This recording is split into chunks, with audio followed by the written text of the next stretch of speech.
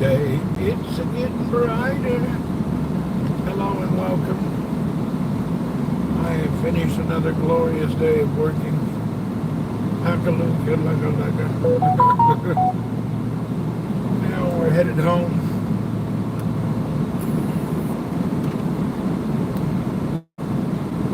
Head home, chill a little bit till about dark. And then go out and about. Davey Mac, welcome. Oh, Sharon, hello. Whew. You can tell my air's not as high as it'll go because it's freaking hot. It's hot.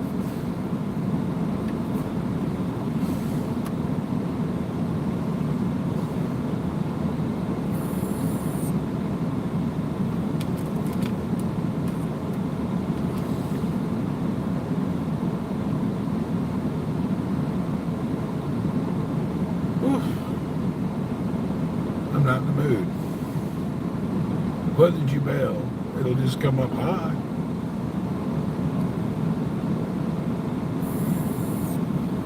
If it comes up, very weird. Sometimes it comes, sometimes it don't.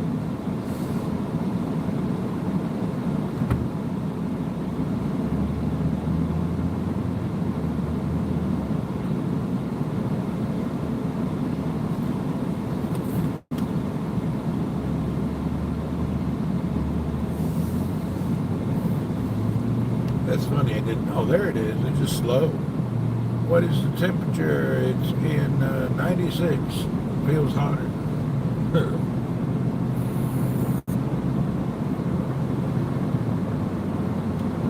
Anyway, beginning of summer starting next month. Oh, I need to turn on live chat. That way it'll show the chat.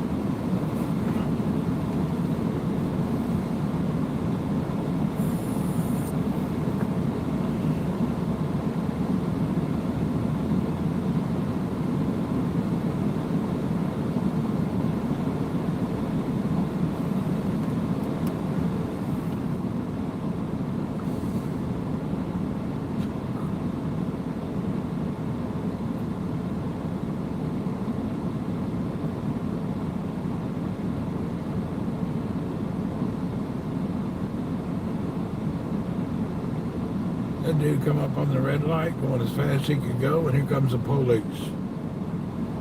Oh no, that's not the real police. That's the accident police, I think. I can't tell.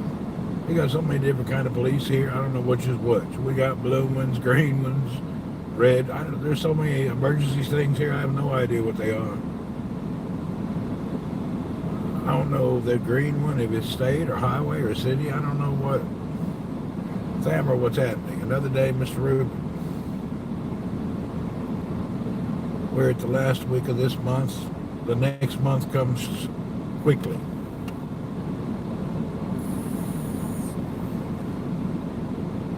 Yeah, the next month is coming quickly.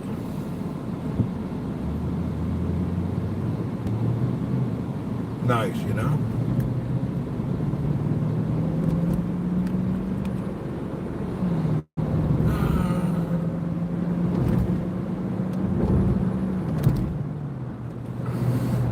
It's time of the year when you can boil eggs on your car, yeah? Well, 100% I will go home next month. What day, I don't know yet. Maybe I'll go by the end of the month. Hell, I don't know. Something.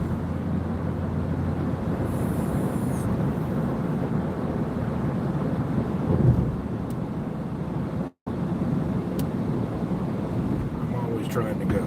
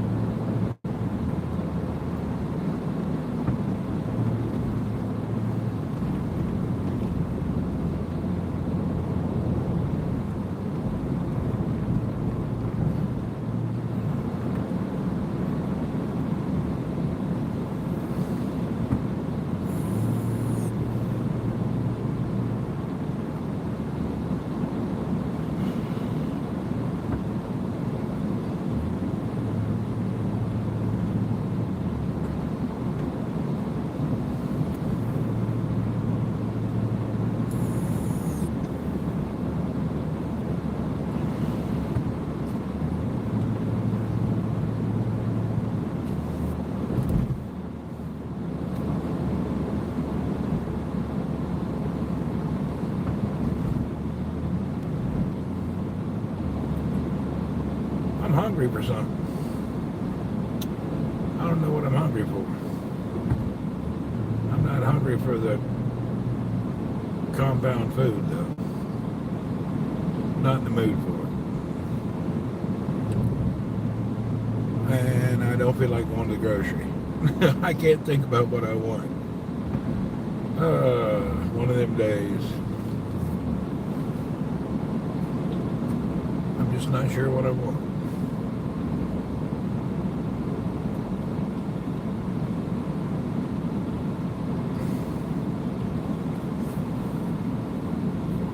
I've had a slight craving for pizza for the past 2 weeks, but that kills my blood for about 24, 48 hours. But maybe I'll have to get some.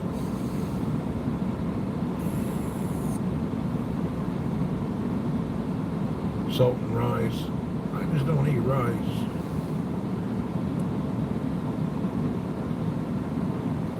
I like the salt and place, but I don't need it. Yeah, salt and lamb and rice is actually very nice.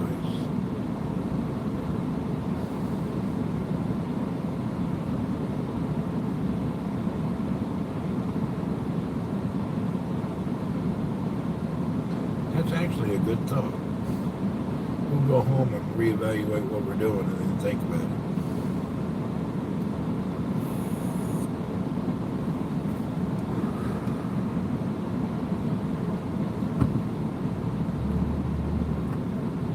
Update on Twitch. I don't know, I haven't checked. It was 2 weeks from whatever it was. I don't know.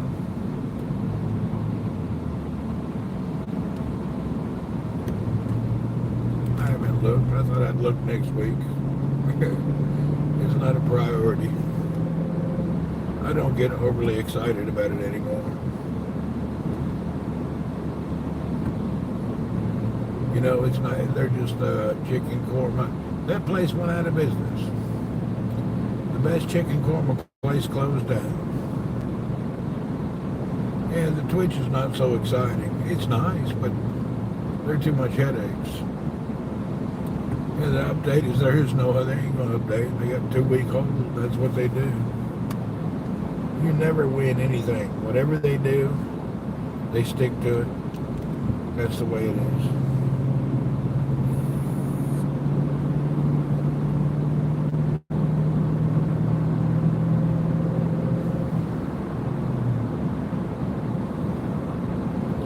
We don't know what they did or done or doing or done.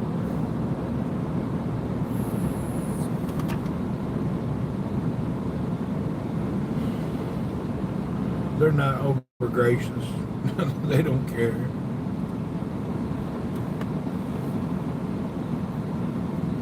It's kind of funny.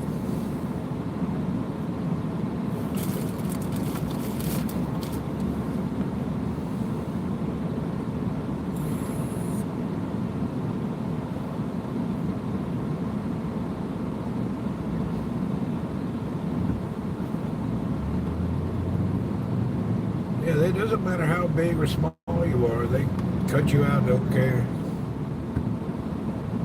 I don't think the people that are doing the judging think about any money at all for the company. They're trying to put themselves out of work. Think about how many, what's up, Tina? They'll update when 2 weeks are over. That's what they do. They're not going to bend over backwards to do anything. That's not how it works. They always been like that. Ain't nothing new.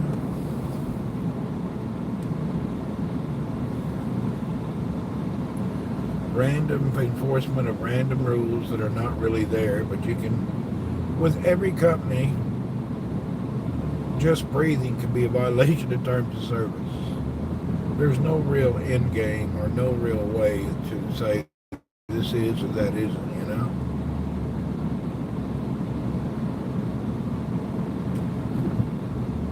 There's no way to realize.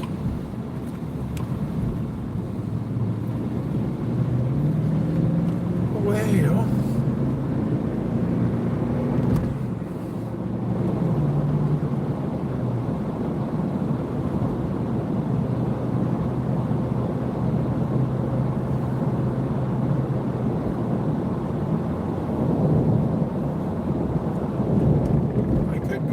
Afghani restaurant. Their food would be ready now. Let's go see what they got at the Afghani restaurant. We're passing by it now. Might as well check them out. Maybe we'll do their vegetable thing today for the heck of it. I haven't been there, what, about a week or so? You got to get back. You need to do subs only and same with the video. Yeah, we won't do that. It'll be sub only, probably. And see how it goes from there.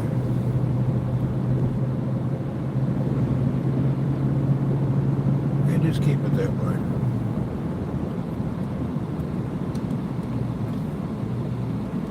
The only thing that does, though, it stops your growth. It kills growth. You don't grow at all. When you do the subs only, you plateau. Yeah, nothing happens with sub only, dude. Sub only ruins any growth and any spurts of excitement. It kills you in the water. Then again, it is what it is. Alright. We're going to leave the car. Do verified chat only. There you go. Maybe verified only. I have to look at it. I haven't really researched it.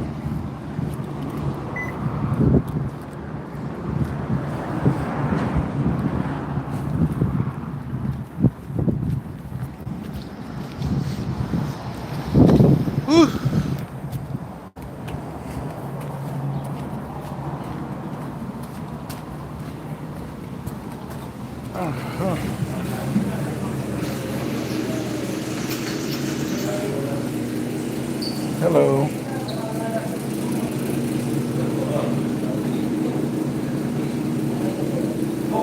I'll have this one and this one. No oil, no spice. Hello.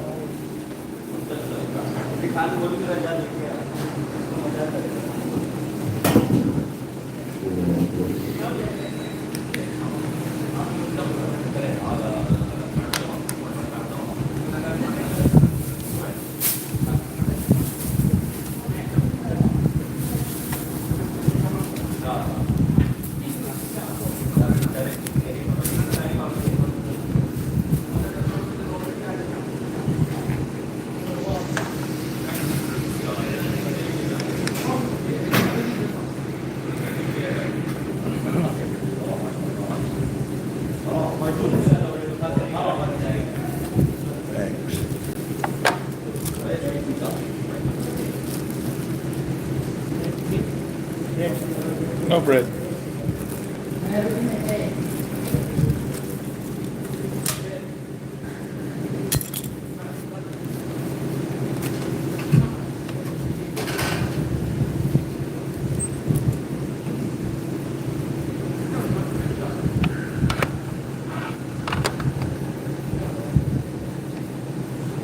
We're doing the lamb and the vegetables.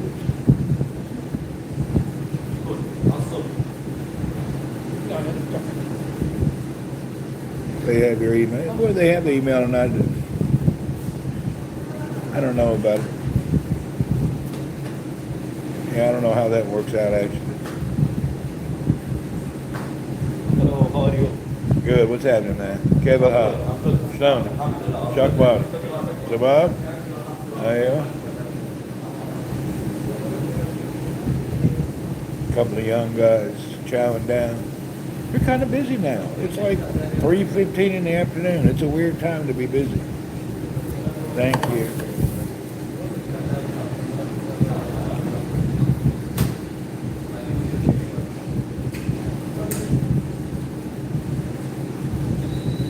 I think these people are having a late lunch.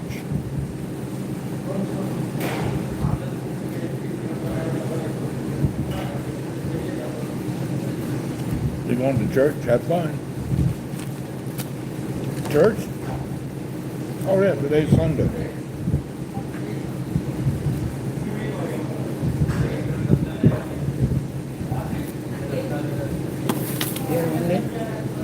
Put it in here. Very good. Thank you.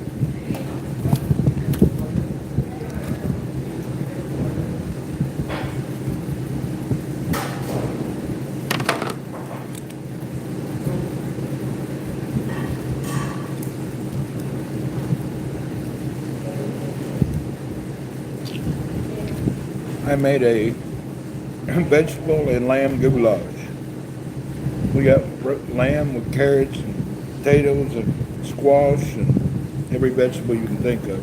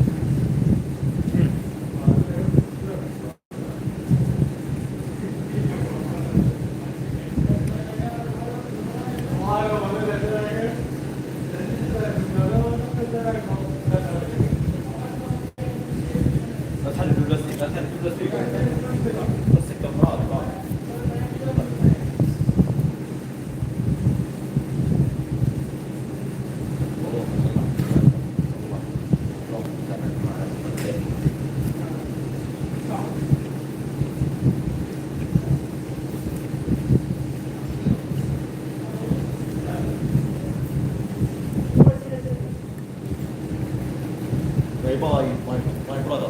Later.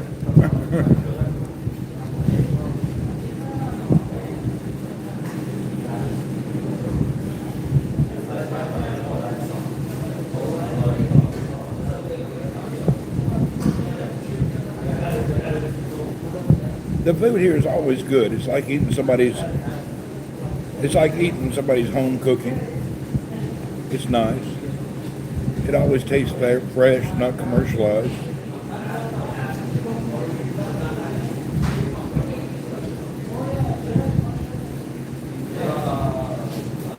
That's their style.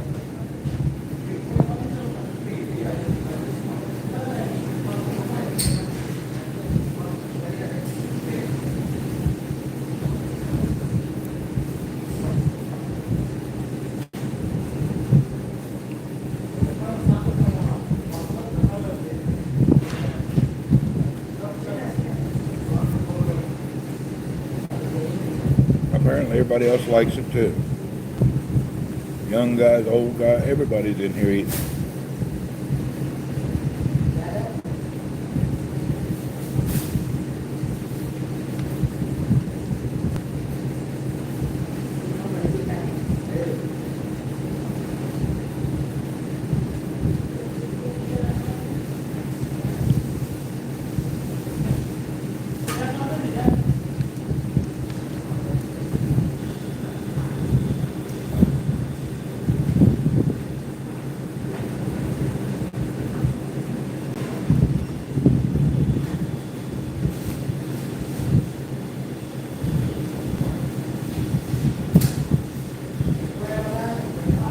You know, the restaurant at the fish market, they quit selling fish and switched to chicken, they went out of business. I was by there yesterday. They already closed the shop up and repainted the whole place. You have one of the oldest iconic fish restaurants in town, and you converted to chicken and rice. It didn't work.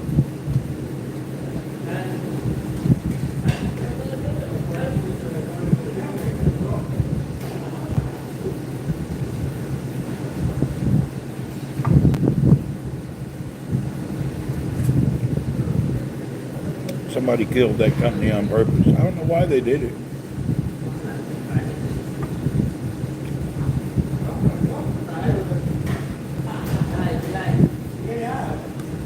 It's very weird how they killed the company.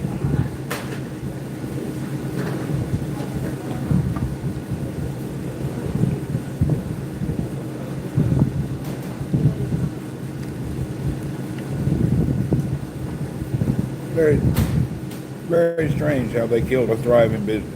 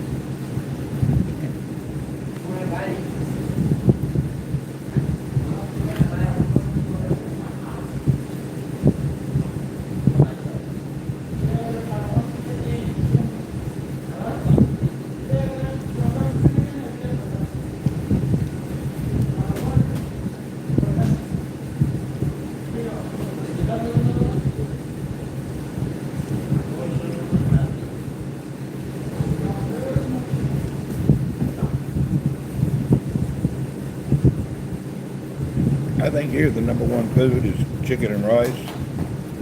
They sell a lot of meat here.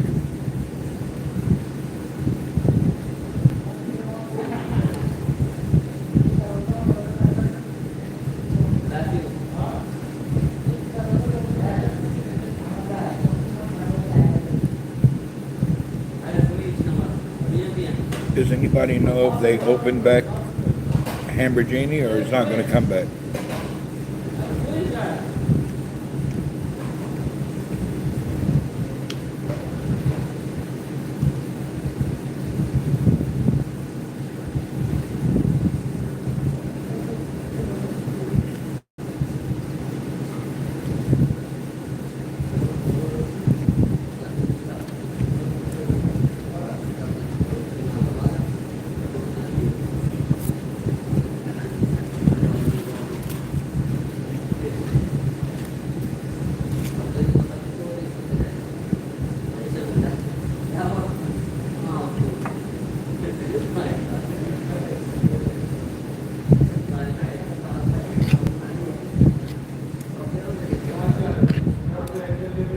There's a lot of noisy equipment in here.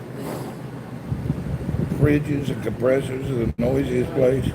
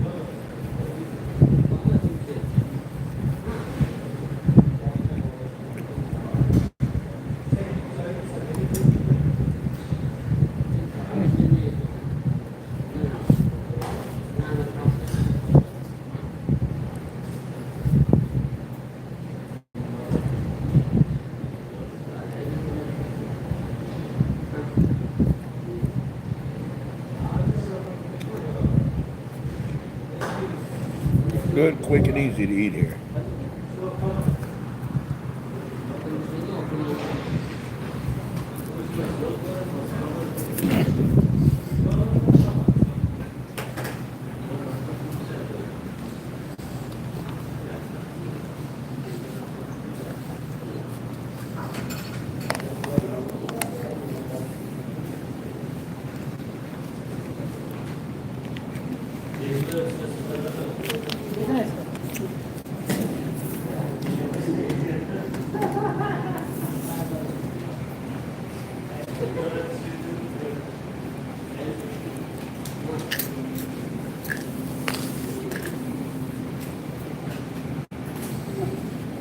Thank you.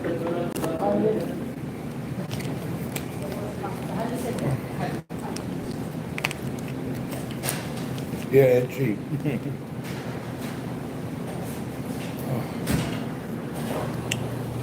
Yeah, it's cheap to eat here, it's fast, and it's good food. Just like eating at your mama's cafeteria. Woo! Freaking warm out today.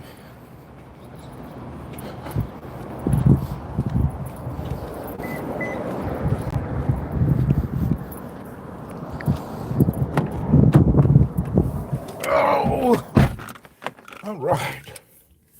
Blessing upon us, we had a good dinner. Or a good lunch, whatever you want to call it. Or a good late lunch, or whatever it could be called.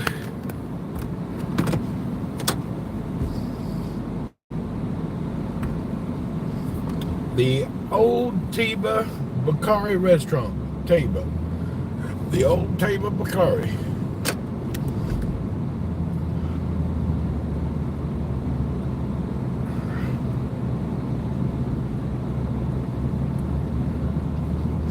This is old Teba. I didn't know we had a new one.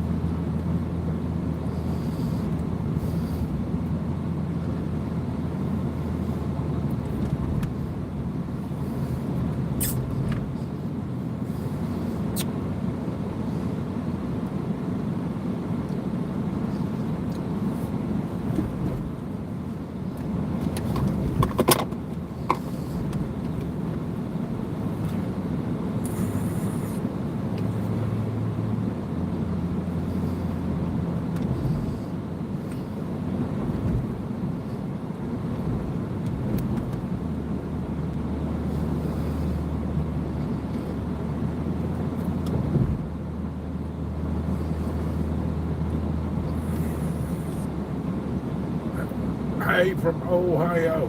What's up, Ohio? Whoopity whoop on the Ohio.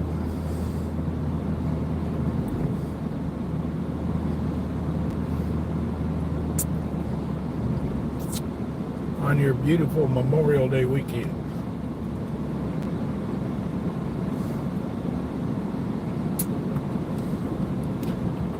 I've got a few Memorial Day weekend stories, as there's been a Memorial Weekend sad story since the beginning of time. People get out and mix this and that together, doing it in places they shouldn't do, and always end up in trouble. Most of the time on the Memorial Weekend, somebody drowns in the ocean or in the lake, or somebody runs over somebody. You know how it goes. Just like on the July 4th weekend, there's always some kid somewhere blows his finger off, loses an eyeball. There's always somebody doing something stupid. That's just the nature of all holidays.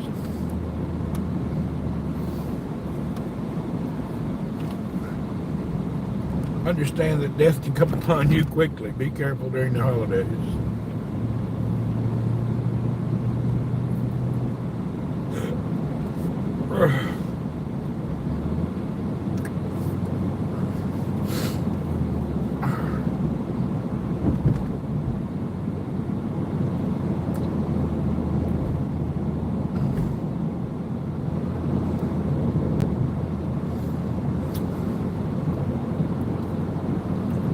I'm excited about the new technology all coming out next month.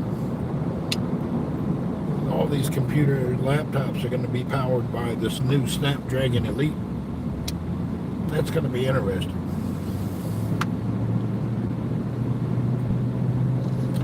But I'm kind of confused about it. If they can take a Snapdragon processor and run Windows for business and computing, why did they fail when they try to make a Windows telephone? What's going on? The Windows telephone was a disaster.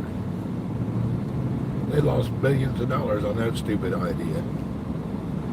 The problem is they didn't fire those people. They moved them to other areas. So now they're trying to make your Windows like a telephone app that never did work to begin with.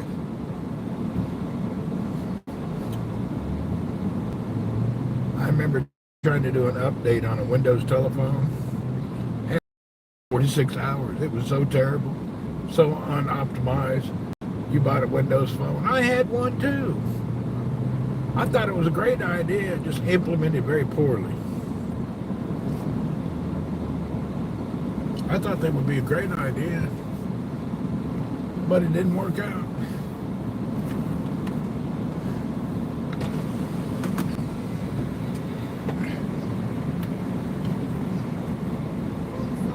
Hello, only one? One, huh? I have one more coming today. Okay, thanks.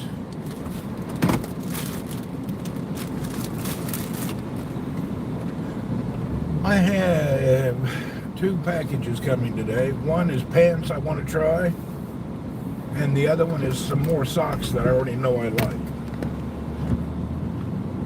We'll see these pants and all in a little while.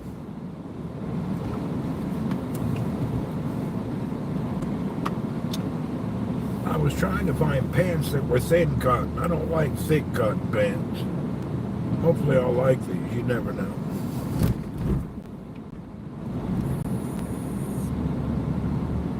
You never know what's going to be good and bad. It's always a dilemma. Trying to buy clothes online, except for socks, is really hard. The cookie cutter sizes for the world. The problem here in this country is you don't know what size. Is it from India size, US size, European size? You just don't know what size you're getting. It's hard to tell. And their sizing chart doesn't make sense.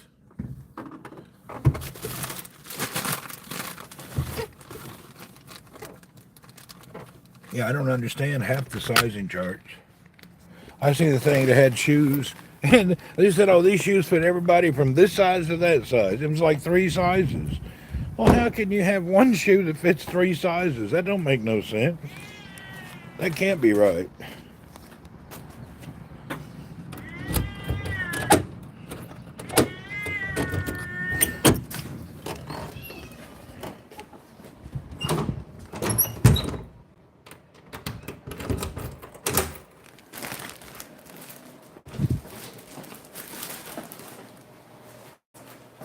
All right, let's go open up.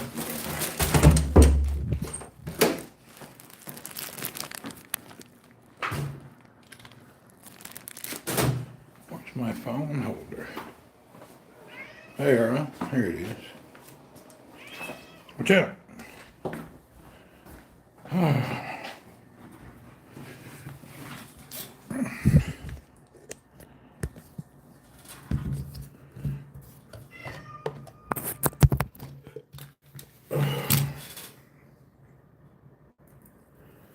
Let's see what we got here.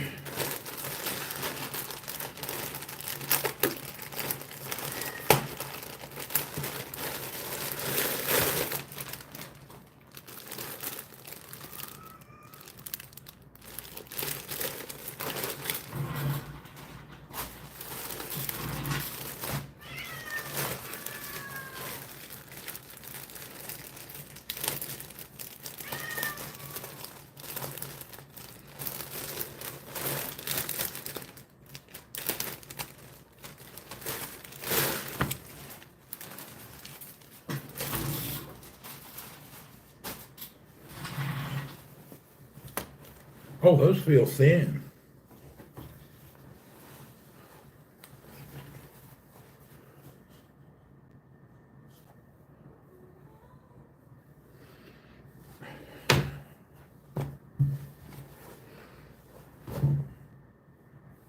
Those are actually nice. These are Wranglers. They seem nice. Authentic Wranglers. Cargo pants, long ones,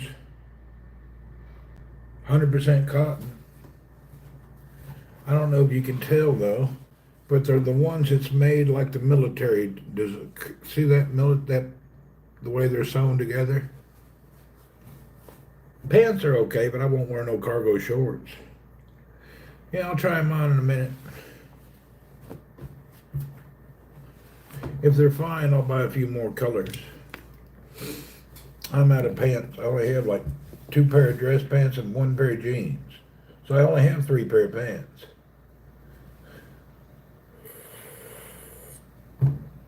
So it was time to get some pants. And I got 6 new shirts in the car for work with a new logo, all different colors. I got new shirts for work. I have 1 pair of pants. I need like 3 or 4 more pair of pants, but I need to find one that I like. It's real hard to find pants. I don't never wear cargos, but I got them. They're the only ones that came in the material I wanted. Jeans are too thick for here in the summer. When it's 110 degrees and 60, 70% humidity, jeans is terrible. Really. One day the police showed up. Somebody had called 911 on me. I said, what was it? He said, I think it was your privates. They called 911. It's so hot in your drawers. Yeah, it was so hot in my pants, even my privates called 911 to get out of there. I didn't even know it.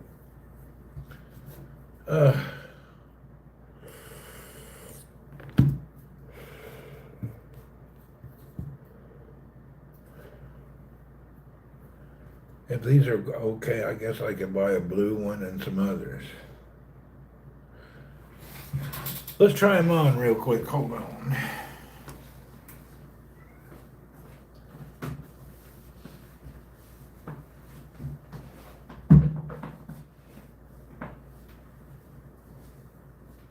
Watch out, girl.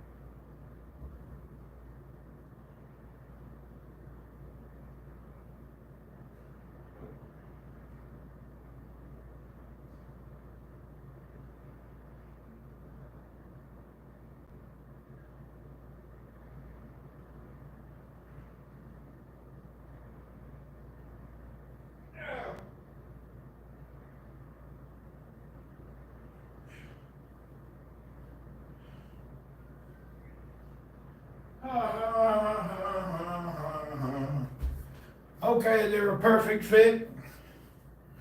I got lucky. So they fit good. Hallelujah.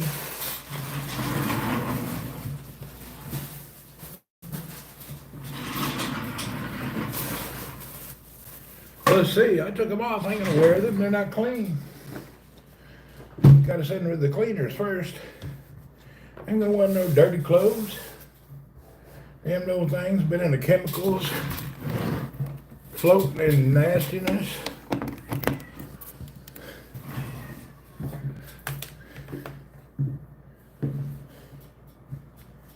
Ain't no way I'm gonna wear them clothes around until they get washed. You end up with a chemical rash. You grow you an extra pair of privates. It'll happen.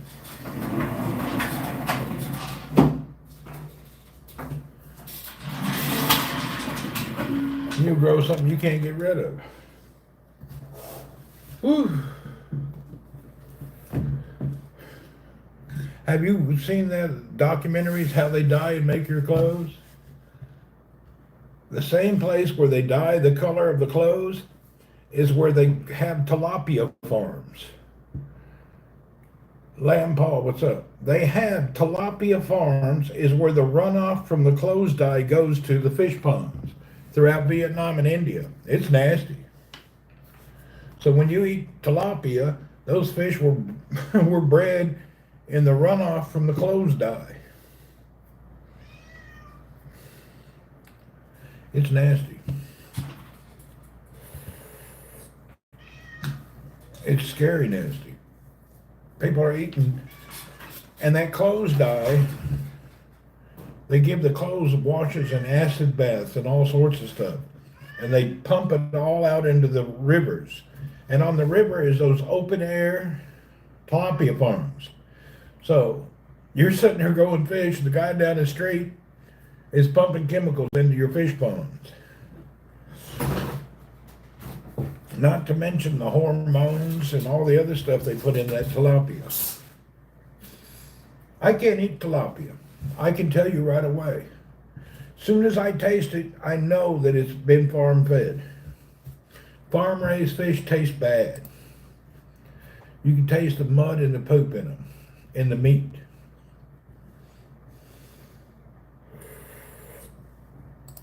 Well, what happened today? Let's see. One thing I noticed today, Trump went around the world and he went to the Bronx and people liked him.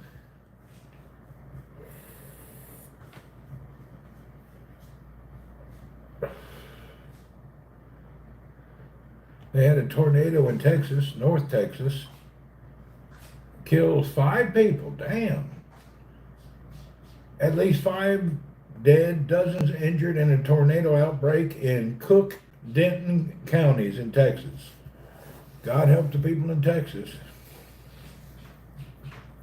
So those tornadoes hit. And ICQ is shutting down. I didn't even know it was still in business. So ICQ has decided to shut down. Instagram is the most uninstalled app in the past 2 years. People getting rid of Instagram.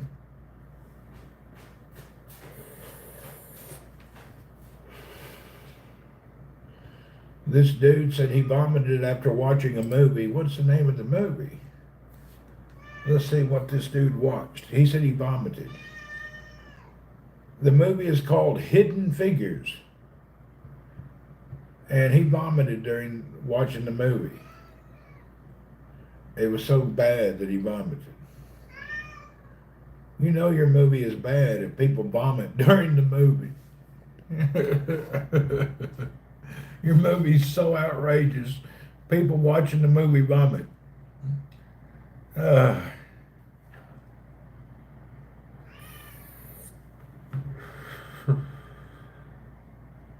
That's crazy.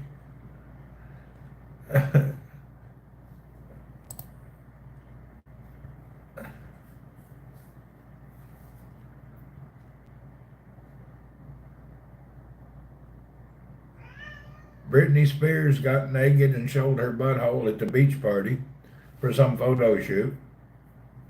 I didn't know she was still a thing. How old is old Britney Spears? Apparently, she still likes to show off the boot hole.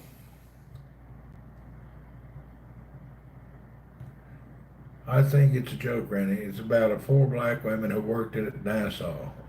It's not a joke. The dude said he puked when he watched it. It was so terrible. I don't know. They got Britney Spears naked at the beach. I don't really know why. Apparently she wanted to get popular for being naked one last time. Nothing weird about that. I wonder what they paid her to get naked. $1 billion? Trying to get old Britney Spears naked.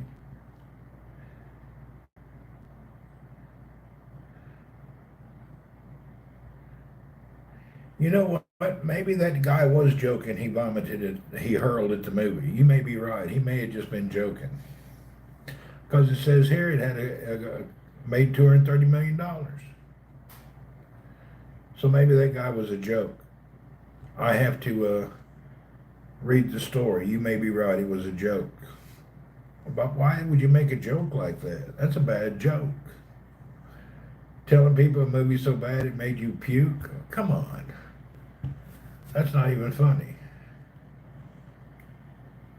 Terrifier 2, did they? Yeah, but telling people a movie's so bad it made you puke. Come on.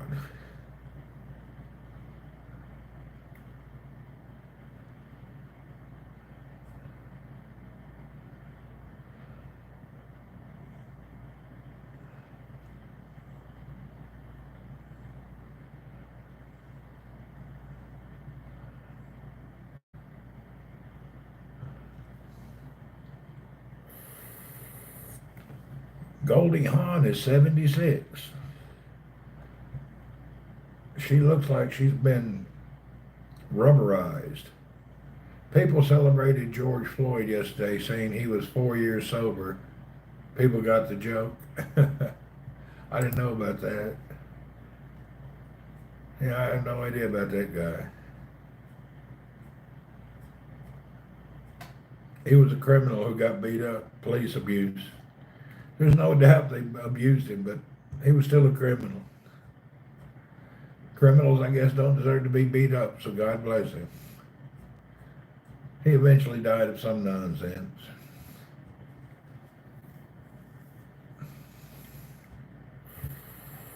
I just clicked on this picture of this lady that I wanted to see, and it's taking me everywhere but who I wanted to see. It's one of them scam sites.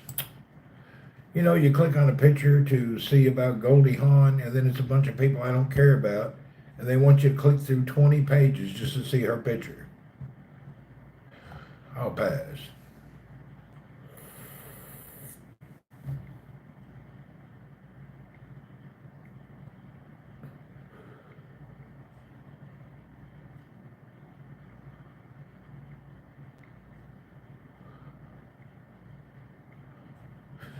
Well, why am I on Hollywood News? I don't never look at that stuff. That just popped up.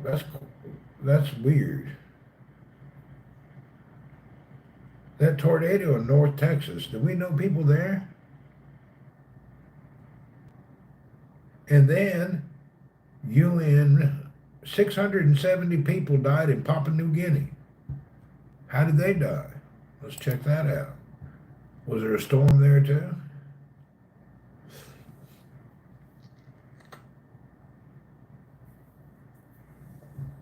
Okay, 670 people died in a massive Papua New Guinea landslide. Oh, they had a landslide. That happens in the Philippines a lot. Imagine going to bed and being covered in dirt and mud and dying. That would just be so terrible. 670 people dead, 1,250 people got no house. It's pretty bad. Live 40 miles south from the tornado, do you? You're lucky you didn't get it. Des was talking early in the morning about all the tornado warnings. They missed her in Kansas and hit Texas.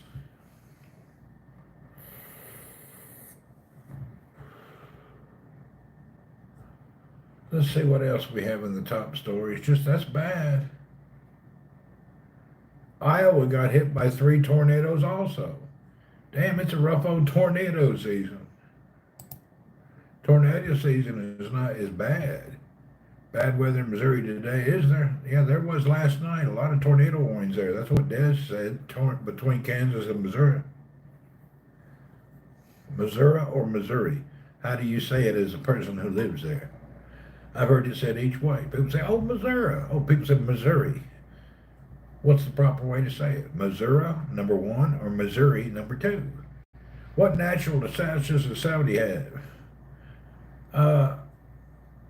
It rains dirt. It's called a shamal. It's like dirt. It will literally dump 1/4 inch of dirt everywhere. I don't know where it comes from. It picks up the light dirt and sand and soil, and then you'll look outside, be a sandstorm, covers everything in dirt. And no matter how your house is sealed up, it comes around the window cracks, comes in the doors, gives you a headache, you can't breathe. It's terrible. That's the worst thing I've ever seen here. Them damn sandstorms. You can't even tell people about it until they see it. It's unimaginable. Imagine it raining dirt for like 5, 6 hours. Just dirt and dust. You can't see, you can't, you taste it. It gets on everything and covers it in dirt and sand. It's bad.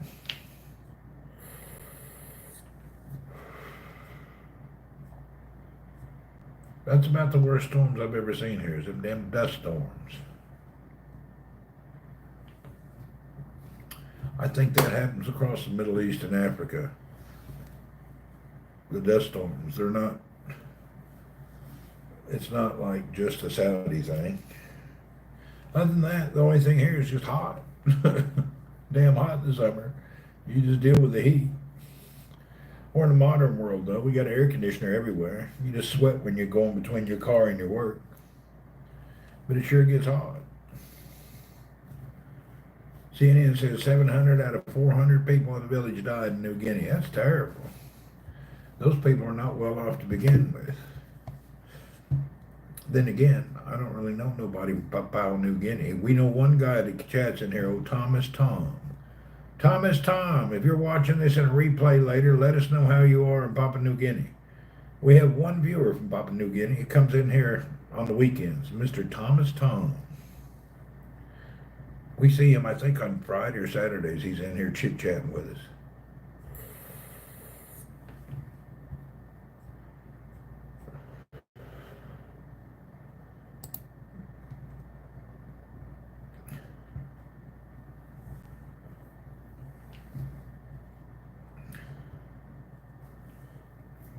I gotta call this dude about my phones.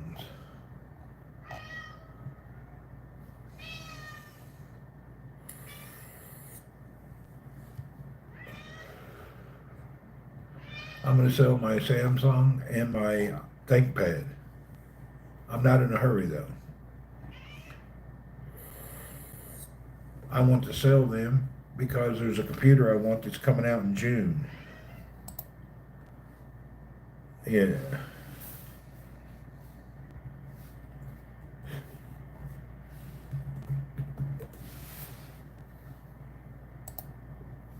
So I'm waiting on them to come out, and then we'll be ready to roll.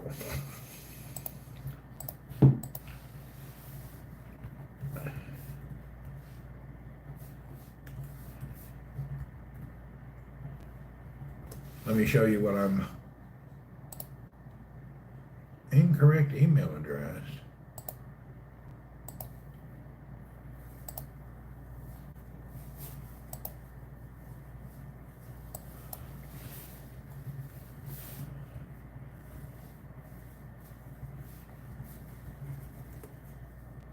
Huh, I don't remember. Try to log in with my Gmail account. I can't remember my password. Son of a bitch, it's gonna suck.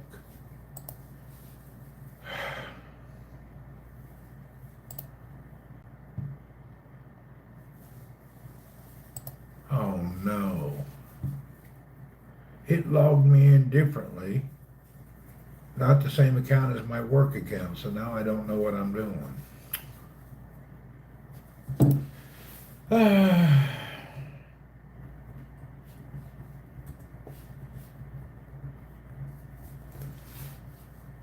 Oh, there it is.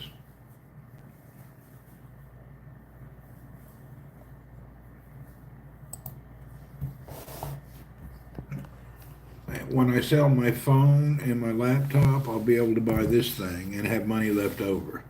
This Lenovo 14 TS Gen 6 Snapdragon laptop. This is the new ThinkPad that has the Snapdragon Elite in it. It's got a 1080p IR camera. It's got that old Windows Copilot. You know what I never looked at? What is the graphics card? Snapdragon Elite. It's whatever Snapdragon's graphic is. Let's see, Qualcomm 12 core, 32 gig of RAM.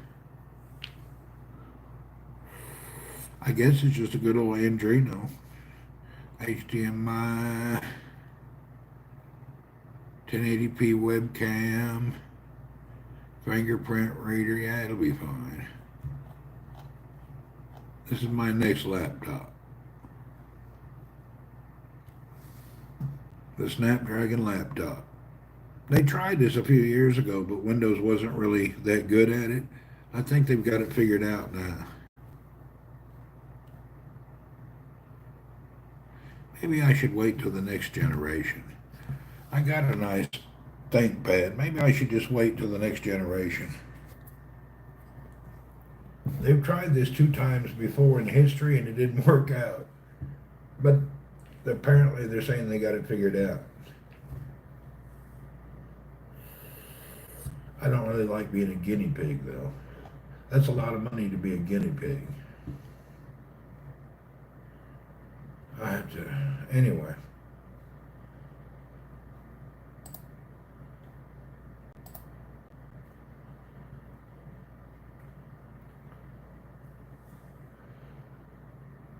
It's only $1,600 here on Lenovo's site. Retail is $2,600. That B&H Photo has a lot of good deals on electronics. Anybody else buy from B&H?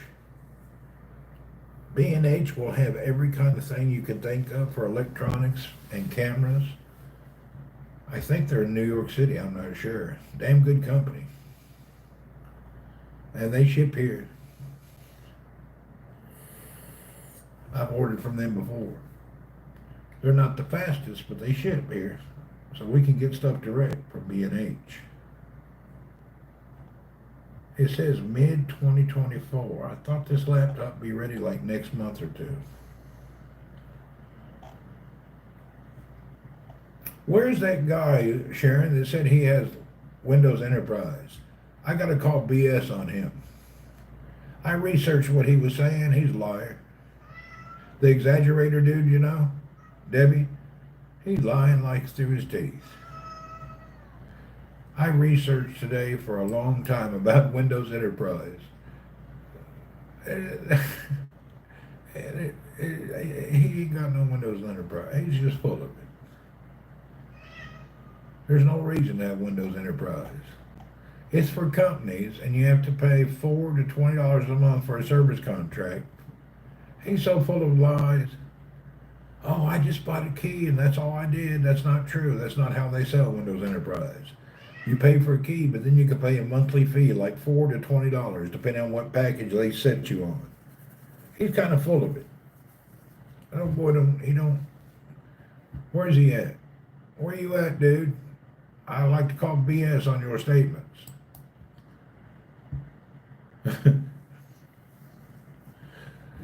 You know what's good about him? Errol, yeah. He makes me research. Because everything he says, I have to research to find out if it's true or not. So he actually helps me get knowledgeable. When he says some nonsense, I research the hell out of it to find out if it's true or not.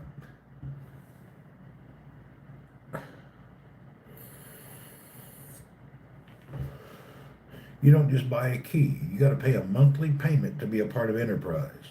And it only helps you do some silly little things. I'm running it now. I accept Microsoft, and I have a 90-day evaluation license for our company. Liar, liar, pants on fire. Yeah, I got an evaluation copy for free, and I'm running it on a VM, which is a virtual machine at my work computer.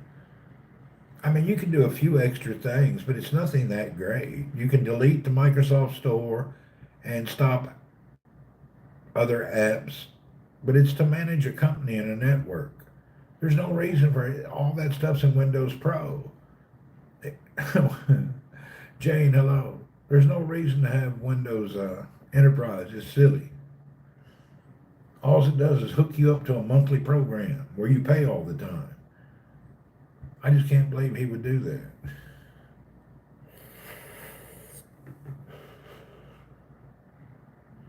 I'm glad I listen to myself most of the time and don't take advice from others when it comes to technology. I'm no guru, but I study things very well before I do something.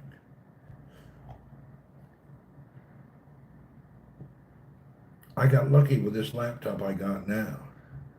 3-year-old stock that happened to have an Nvidia graphics card built in. That's very rare in the ThinkPad. I got an i7 with built-in Nvidia card. I can game on it just by accident. Didn't even know that. This is new old stock from the UK and Africa that was sold out of Dubai. I don't really like the UK keyboard, but it's not that big a deal. I'm getting used to it. I'm a Speedo guru, maybe.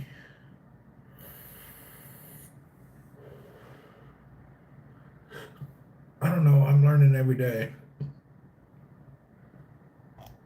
I have to switch on my focus to the modern world. I have to take a class now. I got to take some classes. I guess I'll figure out what I'm going to take and where. I got to move ahead in the new category about AI and all this nonsense. I need to be more than just knowledgeable. I need to like understand it completely for manipulation and implementation. Just for personal use. I need to know. So I guess I'll find me one of them classes on one of the universities. I don't know which university I'll take it from. The one that don't charge me the most, probably. Homework piled up like school days. It will be. I did a MBA marketing program from Cambridge University. That son of a bitch was so hard. I failed the exam like 19 times. It was the hardest thing.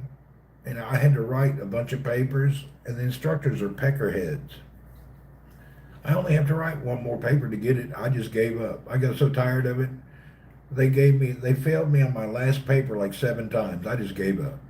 I couldn't take it no more. The instructor, I forgot to write to school and tell them how bad it was. This instructor was just being a peckerhead to me. No reason. My stuff was good and real well written. He was just being, it was a lady. She was just being bad. Anyway, in Demi's online courses, is it? Tim Pan, what's up?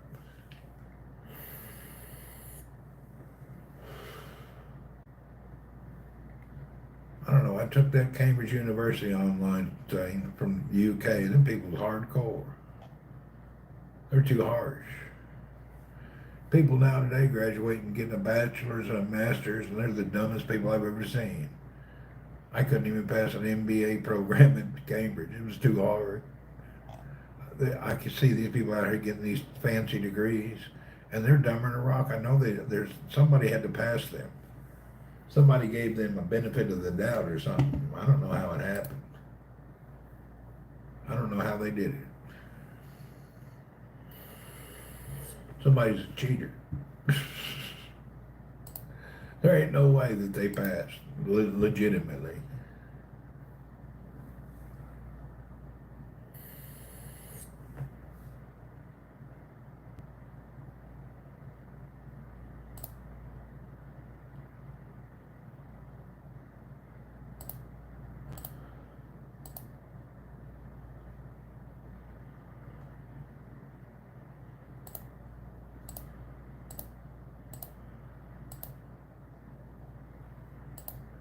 Now, there's no way these people pass legitimately. Somebody had to take their exams. How can you pass anything when you're outside all the time protesting?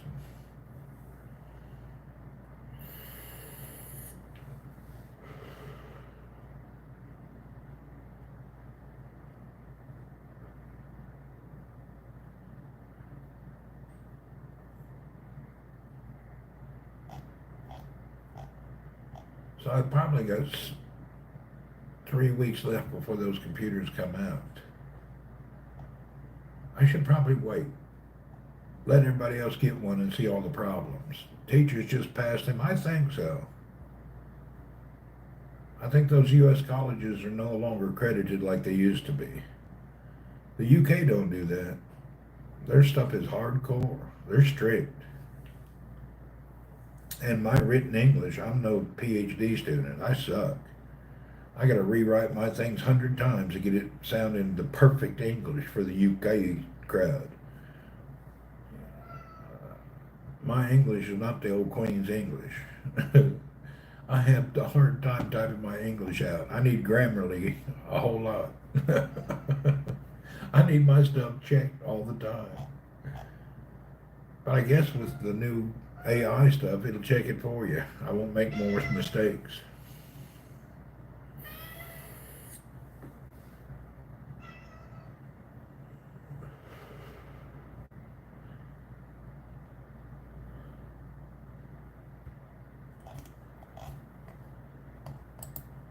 I seen someone where they said instead of kids going to college, they should go into the workforce.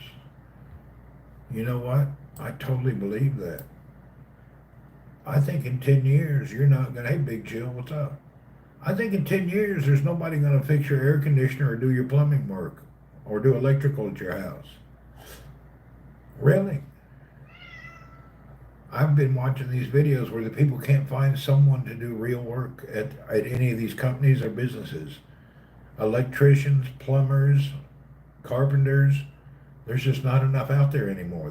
And mechanics, they're making big money. They're like the most needed people on the planet, and there's not enough of them.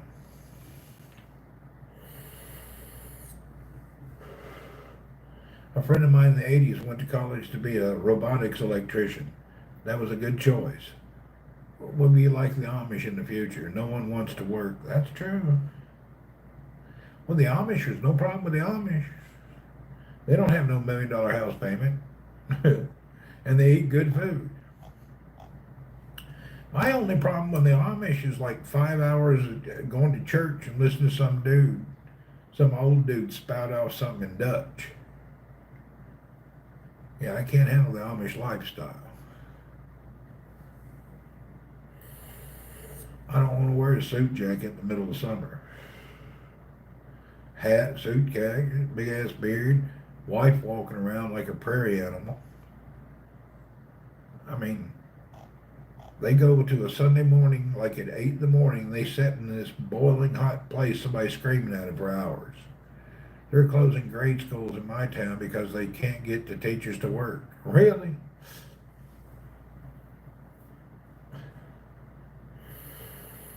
I didn't know there was a shortage of teachers.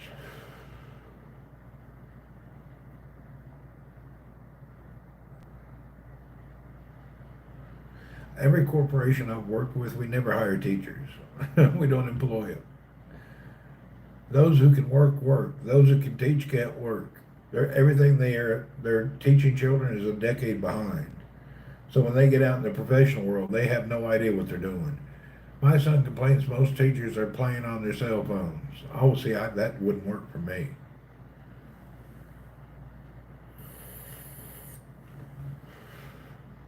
They built school 34 years ago. Now they're closing it. Huh. Sharon can be a teacher. There you go.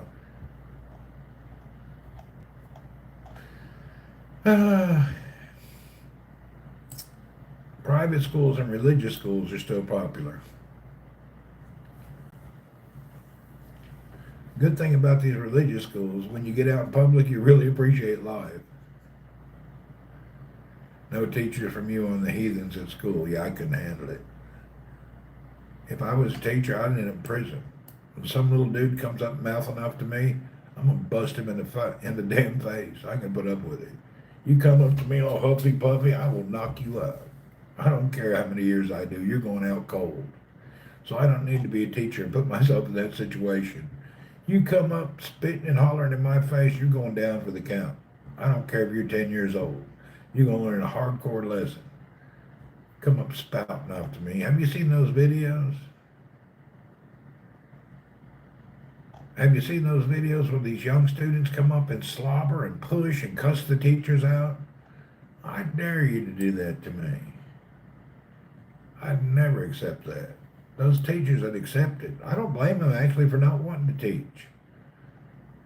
It's a failure of the parents sending those heathens to school with no manners.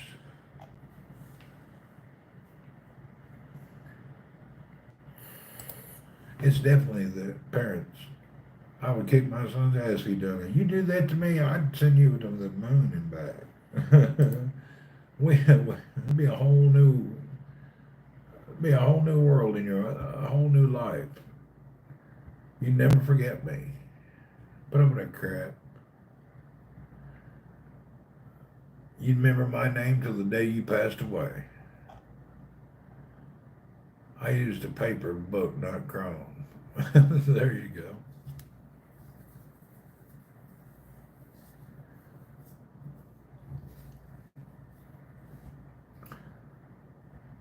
I had to study. My daughter would have to run for me. I hear you. We had textbooks. Now it's all on Chromebooks. Is it? Knuckle sandwich. Yeah.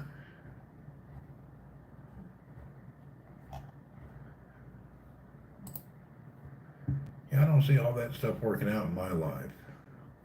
We got a problem. I ain't putting up with that nonsense. I can't be a teacher. I be on CNN every day. Teacher whips 13 students into the emergency room. One in critical care. What happened? Oh, he got up, started yelling at Mr. Randy. He knocked the living shit out of him. Broke his teeth in his nose.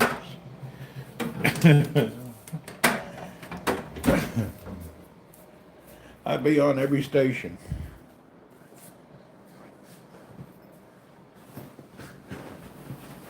Come up cousin at me, a whole new kind of life would happen.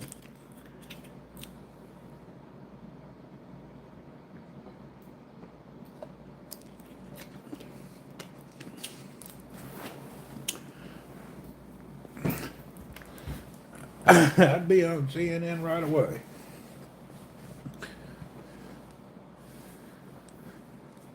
That's what they used to do with us in school. They would paddle you. You've seen them videos of the kids hitting the teachers. It's ridiculous.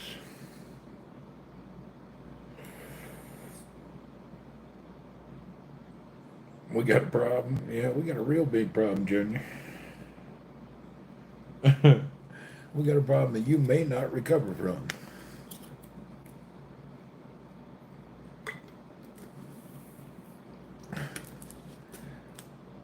They would take us out in the hall and beat us with a board. Gym teacher used a big old rope on people. They paddled you all the time in school. They didn't put up no crap. You didn't obey, they'd beat your ass. That's just the way it is. I guess they don't do that anywhere in the world, huh?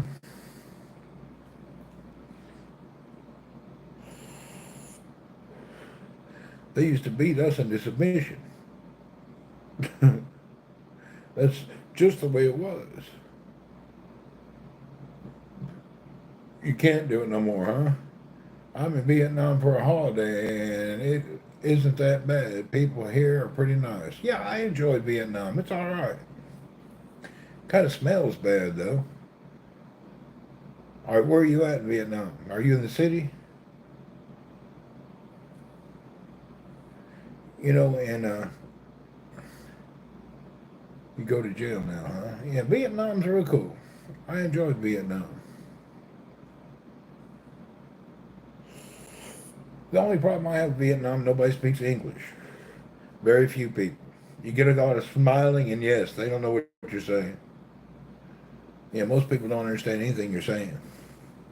If you got to get a motorcycle taxi, you're in a world of hurt. They can't. They don't know where to take you. Hell, I went 40 miles outside of town and hardly got back. My sense of direction got me back. The dude was giving me a ride. He couldn't tell me. We couldn't even talk at all. And I had no internet to use any translator because when I went, there was no roaming agreement. And I didn't have a local SIM card or the data ran out something. Anyway, I didn't have any way to communicate at all. It was hard.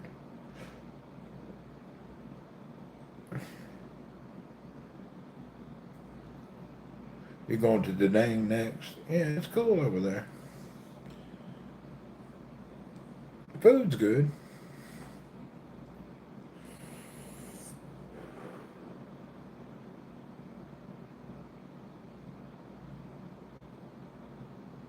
I got no problem with old Vietnam. Good place. You know, what's funny is in Ho Chi Minh, the damn downtown area is so lush and nice. And Vietnam is so different from the rest of Asia. Most people dress business casual, where other parts of Asia, people dress like straight. They just wear old T-shirts and shorts and dirty old clothes. Vietnamese dress nice. Apparently, clothes is better cost there.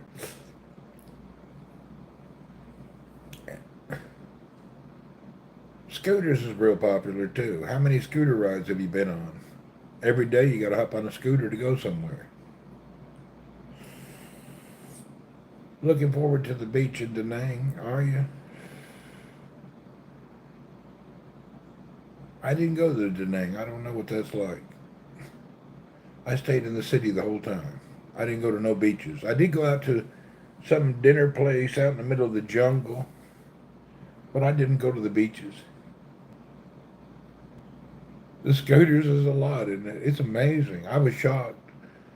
I landed there in the evening, took a taxi to the hotel. I got up and I went to go downstairs, go across the street to eat at this little restaurant, and I had never in my life seen that many scooters in one place. Man, there was a lot of scooters.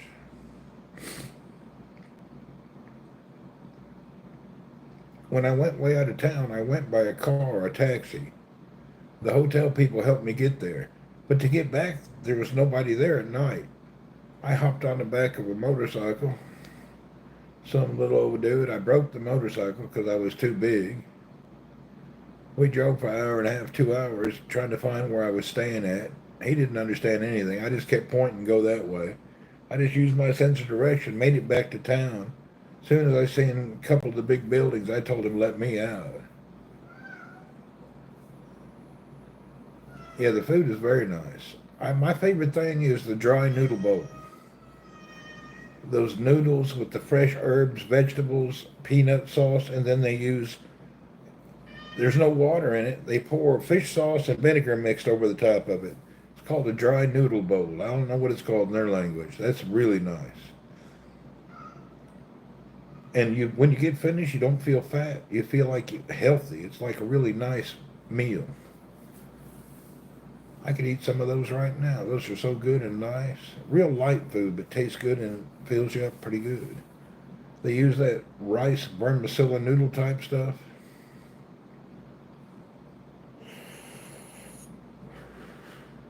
They use a lot of anise in their food. Those brown dried up stars, isn't that called anise? Gives it that Vietnamese flavor. It's nice. And then you get up and you drink iced green tea and then some of their cold coffee that's like 90% condensed milk.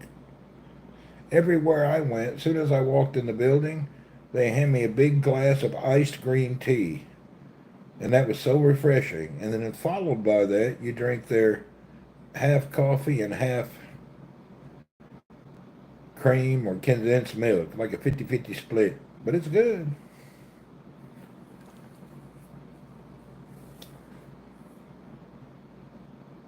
Now that you're in Vietnam, remember the people that work in them stores and businesses, they only get $100 a month.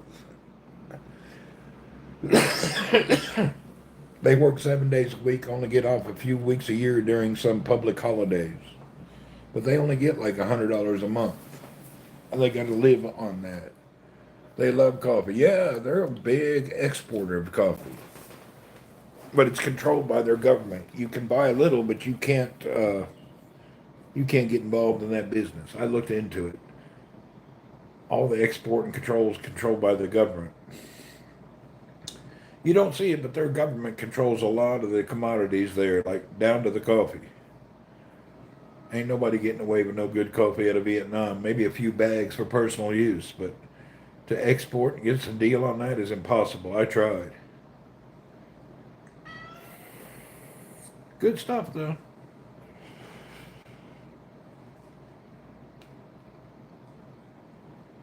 Yeah, I tried to get a little corner on the market there back when the coffee was starting to get popular. I couldn't figure it out. I couldn't get a good price. The government has so many middlemen.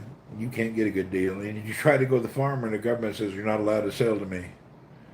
I have to go to the co-op or whatever that the government controls. You're not allowed to buy it from the farmer direct. They'll sell to you, but you're not supposed to. And the last place you want to get in trouble is Vietnam. You'll never get out of jail. They'll keep you as a trophy.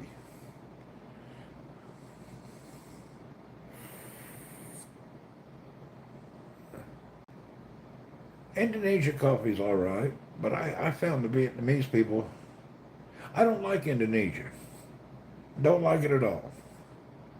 Vietnam I liked. I don't like Indonesia. Definitely not my place. The food even in Indonesia is terrible. Slop. Yeah, I don't like their food. I don't like anything about that place. And they got that pecker holiday, god of fertility. If you go over to Bali, strange. Not my deal. I'll stay away from the god of fertility holidays.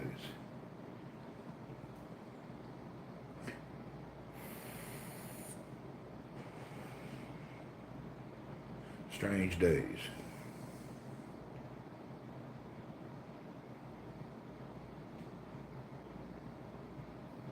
Man, I gotta go out in a minute. What time is it?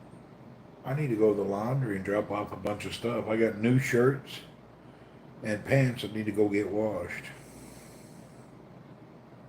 I'm definitely not in the mood for all this.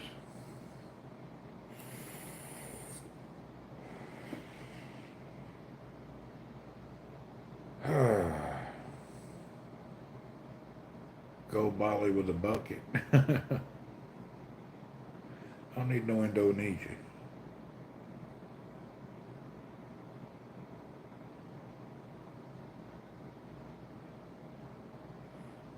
The only thing I could eat in Indonesia was eggs. Everything else was terrible. Just terrible.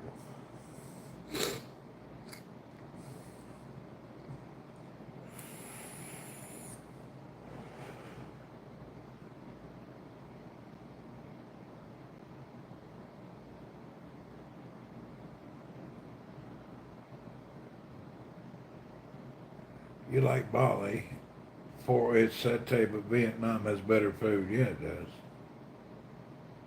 Vietnam food is primo.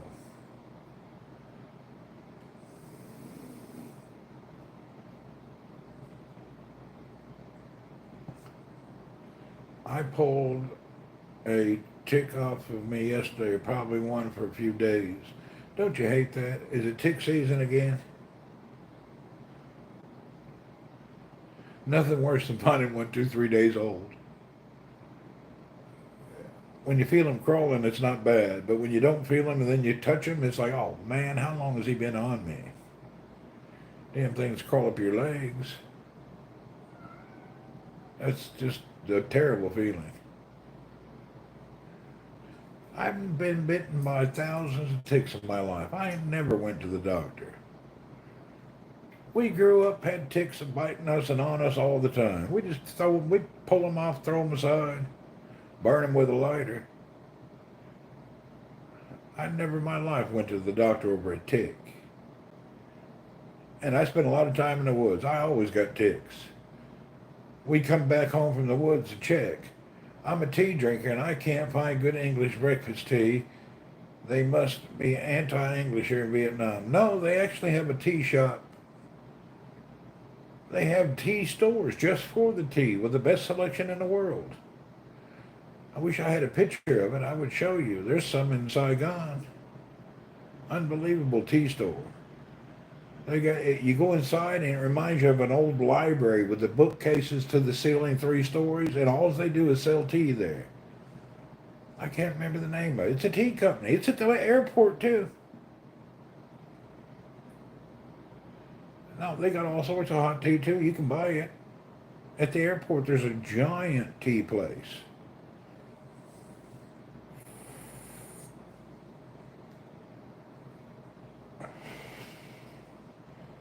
I had pictures of it somewhere. I don't want to look for them now. Right now, I probably have to go on antibiotics to prevent Lyme's. Really? I never went about no thing there from ticks, Jane. We didn't worry about it. You had Lyme disease 15 years ago. Oh, okay, so you got to think about it. Bit from a tick and got sick as hell. Really? I ain't never got sick. They don't bite. They dig their head in you and start sucking on your blood. How's Twinning's tea? That's that place right there. That's the name of the place. He just put it up there. Twinnings. They have a store for that tea. At the airport and at the mall, they have a store just for that tea.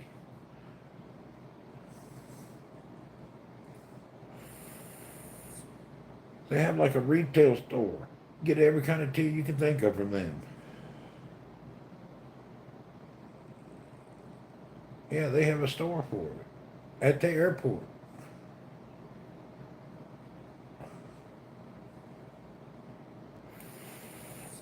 Yeah, it's at the airport. One that I know of.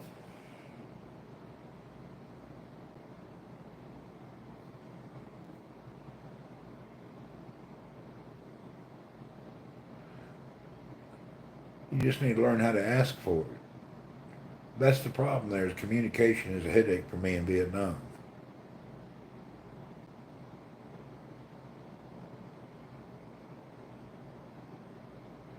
They got the Lyme disease from a tick on meds for 6 months. Really? RM, whoop, whoopity, whoop, whoop, whoop. What's up?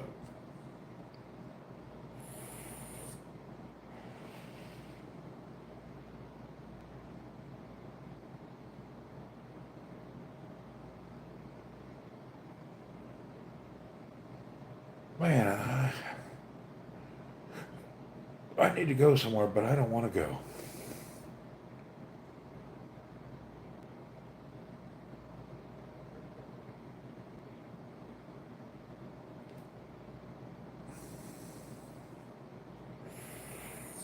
I'm really not in the mood.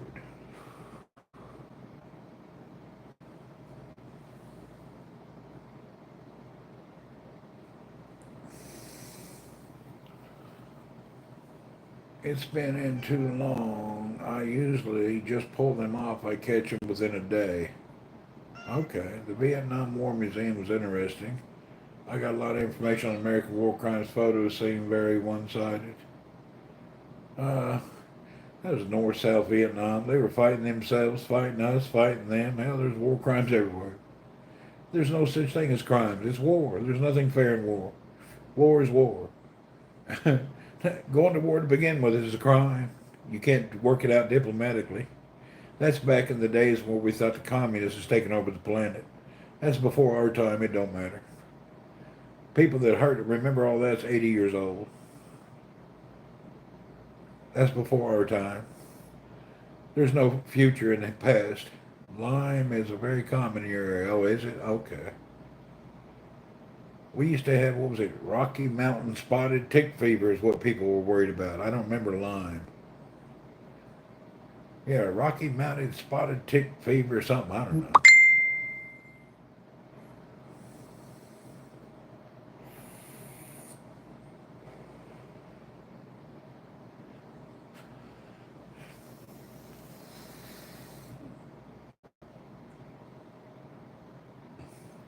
And the Vietnamese worst enemy back then was they were killing each other, North and South, torturing each other. There's a lot of nonsense. It's war. Lyme disease will make you sick for months, does it? I don't know anything about that. As many ticks as I had growing up, I'm surprised I didn't get any disease.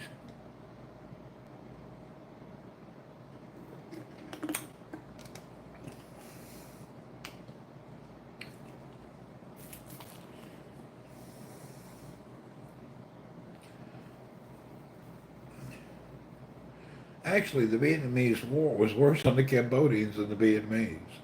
They had Pol Pot killing everybody, and then the war came over. They were what do you call it?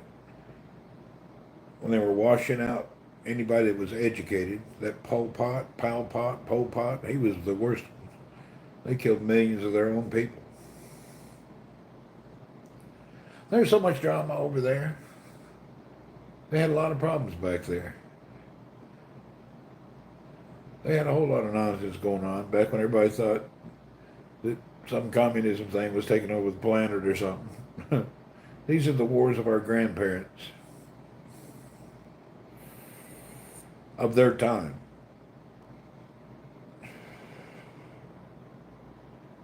Vietnam War, the last time we made people go into the military.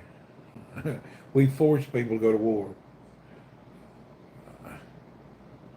You were sick for a year when you had it. Jeez, Jane. Well, you better get it checked out, I guess.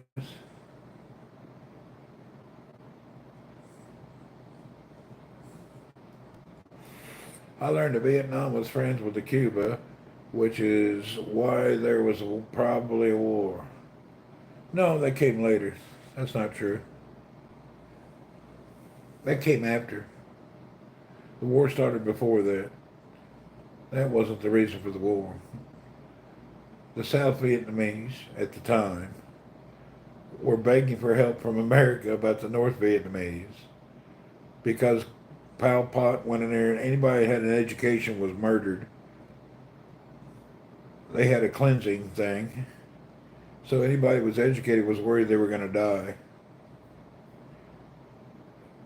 And we laid billions of bombs everywhere, us and some other people, for no reason. Anyway, at the end of the day, we just left. Nothing changed. Wasn't a good thing.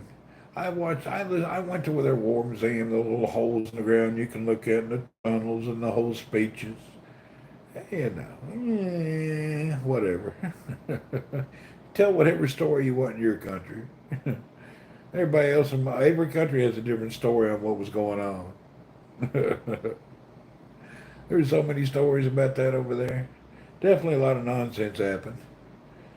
But it takes two to fight. You don't have a solo fight. And they did what they usually do. A lot of the military go hide in a village and make the whole village look. I saw some older people here that were Agent Orange disabilities. Yeah, that's what was used back then. Napalm. They just burned, the napalm was burnt the jungles out so they could see what was going on because they were hustling weapons from Cambodia and Laos. So they had to use napalm to get all the underbrush out of the jungle so they could see what was going on. So the napalm wasn't directed at people. It was directed at clearing the trails. I hope I don't live long enough to experience the war of the internet influencers. They already have that. There's already a big war. It's the whole woke movement. Yeah, it's the whole woke movement. Yeah, I went through all that Vietnam money. I listened to everything they had to say. I don't blame them. They're proud of Ho Chi Minh. They all proud of that. Ain't nothing wrong with that. It's their country. Let them say what they want to people. If in my country, I'd do the same thing. I'd blame everything on everybody else and be the good guy. No matter what happened, I'd be the good guy too. Whatever my story was, I'd make sure that we're the good guys. That's how it goes. Everybody wants to be the good guy. The evil invaders.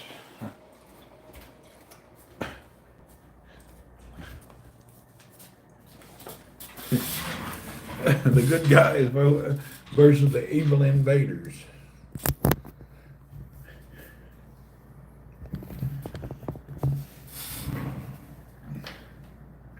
It is what it is, you know. I don't really know what they were doing, though. We didn't really have no business being there. But you know how it goes. Every war that they drag us into or we get into, we ain't supposed to be there. It's not our business.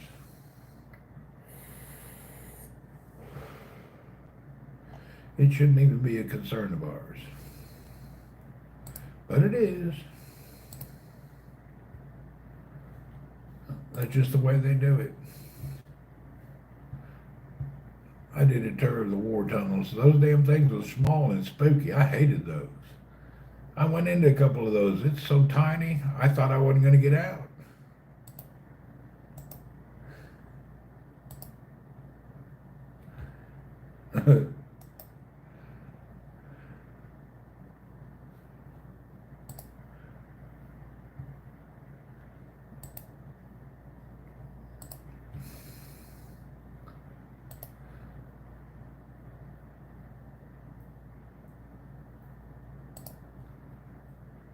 Oh boy.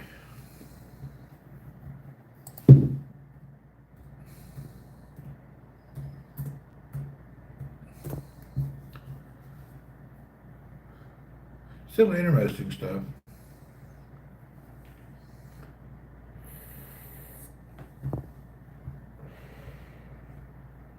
I don't think we learned anything from all that either, though. I think we went through all that, we didn't even learn anything. We just ran away at the end and left them for their own.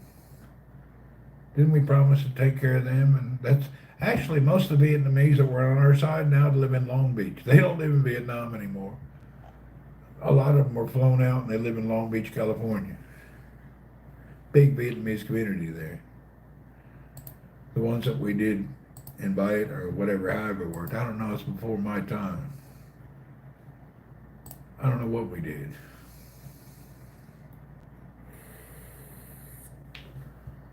Yeah, I'm not really sure what we did.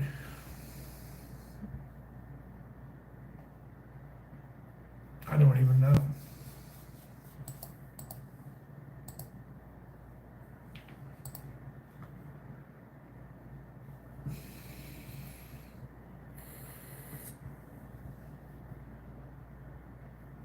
Interesting stuff, though.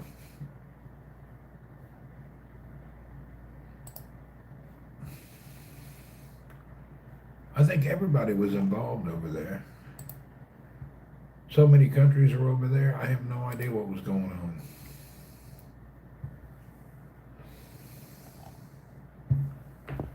I've never really got interested in the whole Vietnam thing.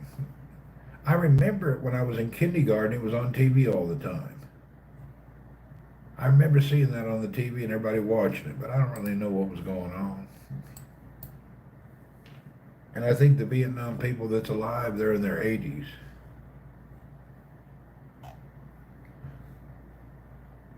Garden Grove too. Yeah, they all over. Garden Grove's mostly, it's a lot of Vietnam. Yeah, you're right. Oh, Garden Grove. I used to go to Garden Grove all the time.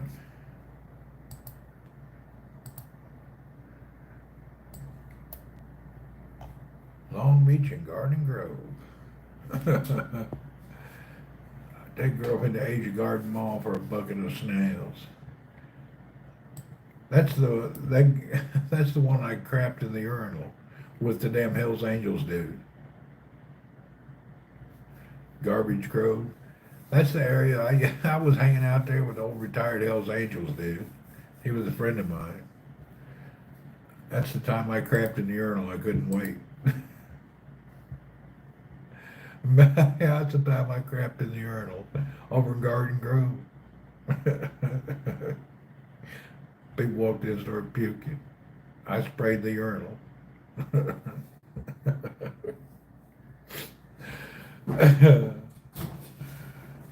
I forgot that. There used to be some crazy Vietnam vets that hung around there in the stores. Uh,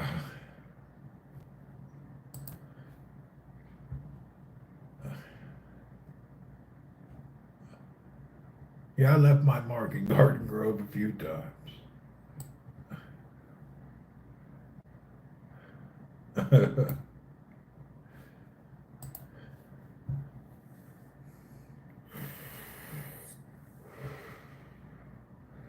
Actually, Garden Grove was where I first learned about 18 to 22 karat gold. You know, the gold mall there, they got all that jewelry. That's where I seen what real gold looked like for a change. You can buy nice gold, not like our 18 karat stuff. The rest of the world don't buy that stuff. They buy 22 karat gold. It's more orange color. Most Americans wear that 18 karat. That ain't worth nothing. And they pay top dollar for it. They don't even know it's not. The rest of the world don't even want it. Some companies even, I mean, I think Philippines goes down to 10 karat gold. That's basically iron that somebody sprayed some gold on.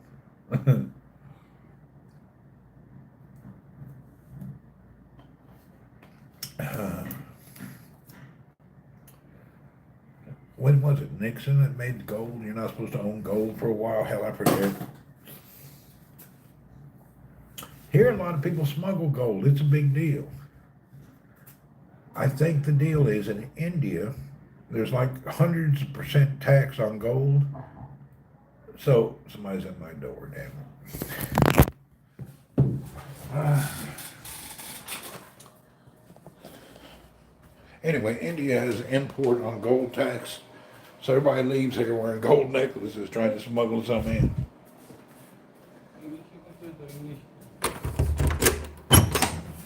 Yes, sir. Very good, thank you. Okay. Well, he brought dinner. I already ate, but I guess I'll just set it out. I'm not really hungry. Anyway, we got another dinner if I get hungry tonight. I forgot to call and cancel. Oh, he brought that chicken curry over here again. I'm not the least bit hungry.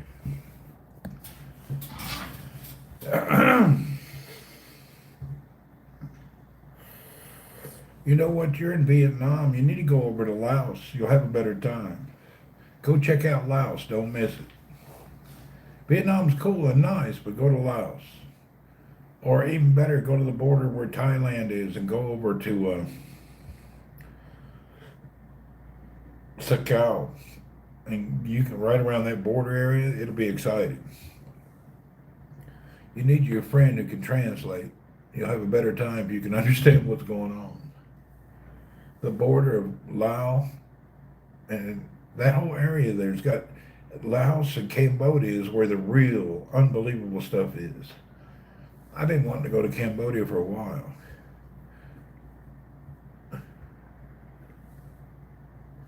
That's like Cambodia and Laos is kind of like not really a very touristy destination, but they got a lot of cool temples and palaces, and they're still finding stuff in the jungles there.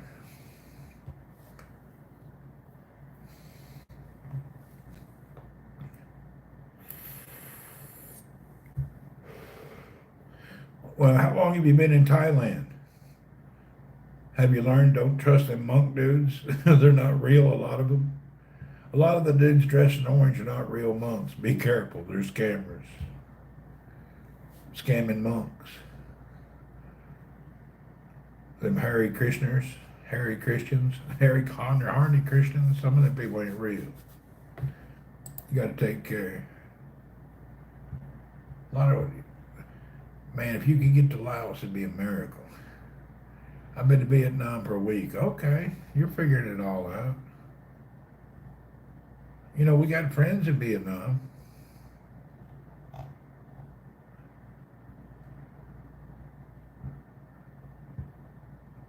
I know some good people there.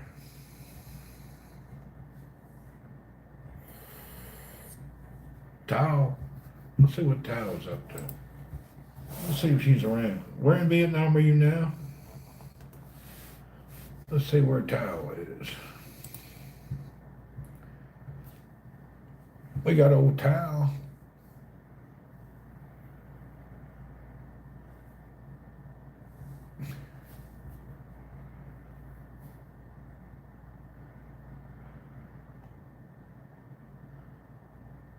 Where in Vietnam are you at right now? You're in Hanoi right now. I don't think Tao is in Ho Chi Minh City. She actually came and visited us at our house in the Philippines. She stayed a night over there and then roamed around. Nice gal. Old Tao.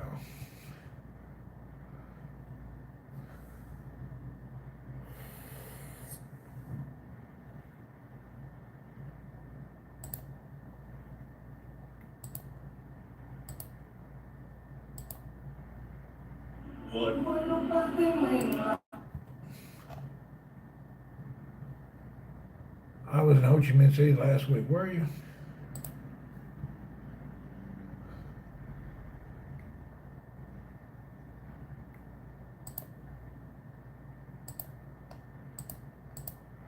I used to know quite a few people in Vietnam. I don't keep in contact.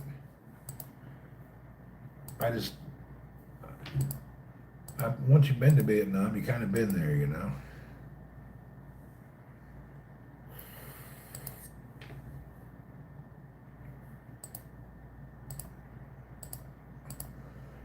What?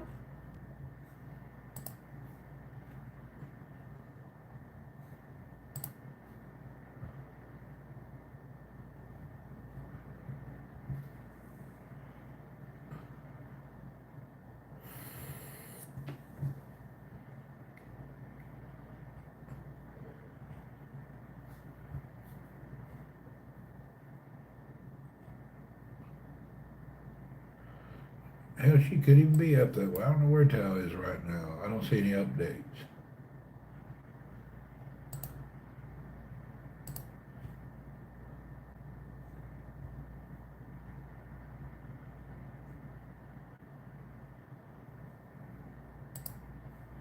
Let's see, where is she at? I don't know where she's at.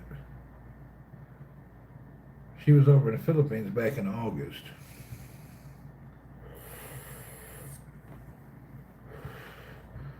She's probably still where she's at. Well, what time is it? Where's my clock? 4:52. Damn. We gotta get out of here.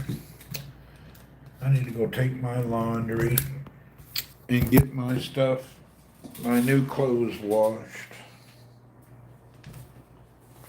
Let's see here, what am I got? We got this, we need some slippers.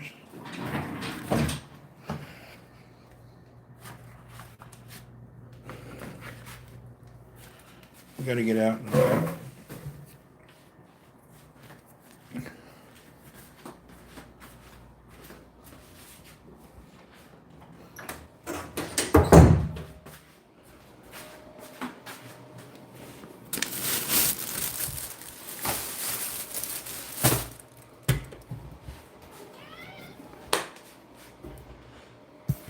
Let me set the phone down a second while I go get my laundry and pee real quick, then we'll get out of here.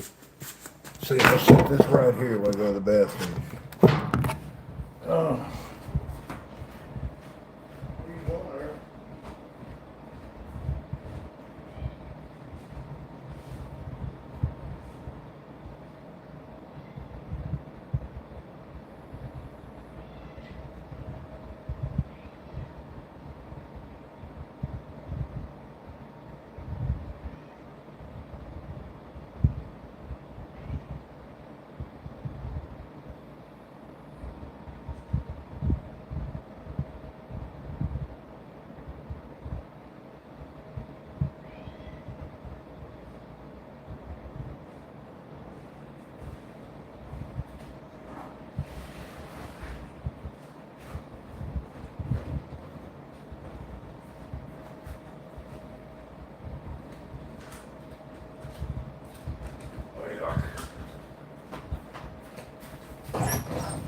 Get away from my door.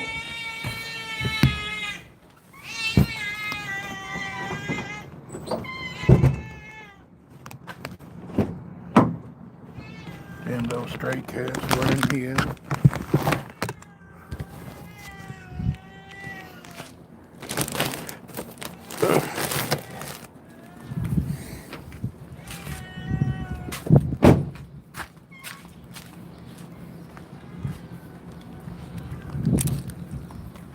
Damn, no hot and sunny here today. Whew.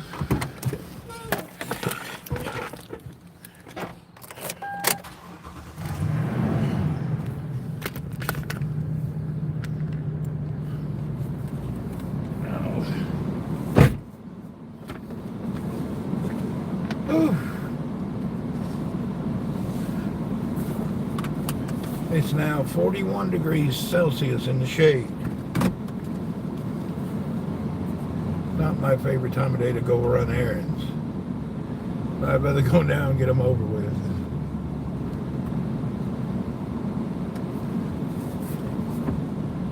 I don't often do it. I usually wait to the end of the week, but I got about 4 or 5 new shirts, new pants, a bunch of shirts they got ready for me, so I'd like to clean them up, retire my other shirts and wear my new ones.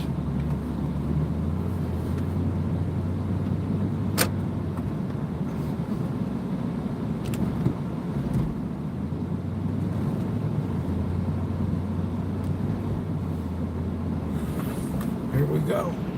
Open sesame. Whoops.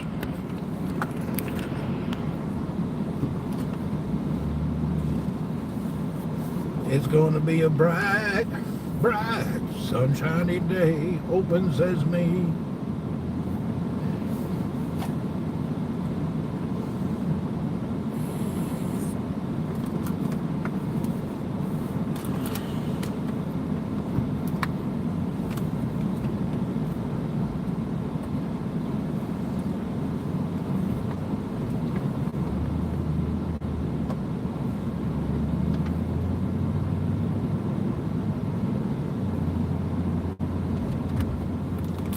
Here comes that sun, doo-dee-doo-dee-doo.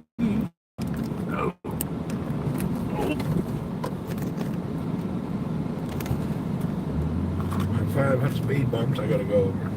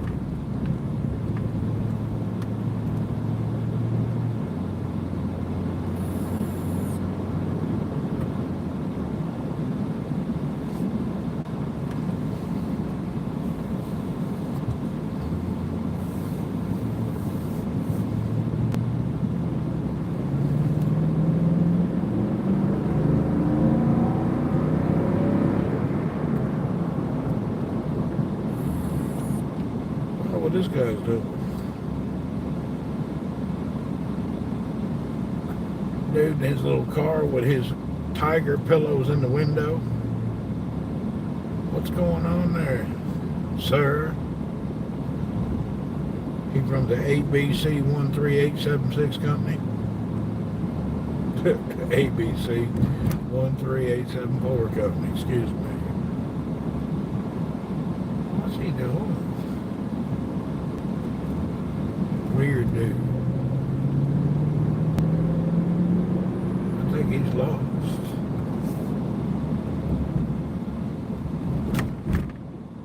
Probably Amazon delivery dude with my damn socks. Roaming around lost.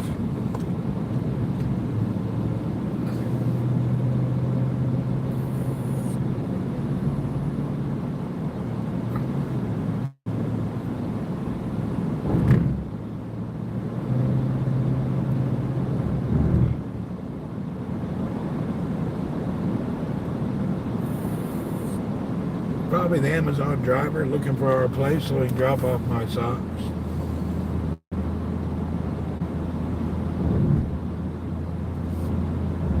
The guy that delivered the pants did a good job.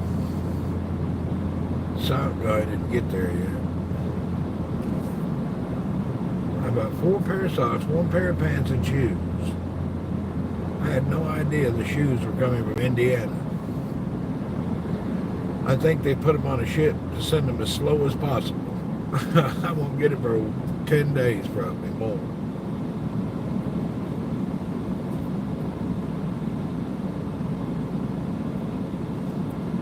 Get them shoes from the other side of the planet, they probably won't even fit.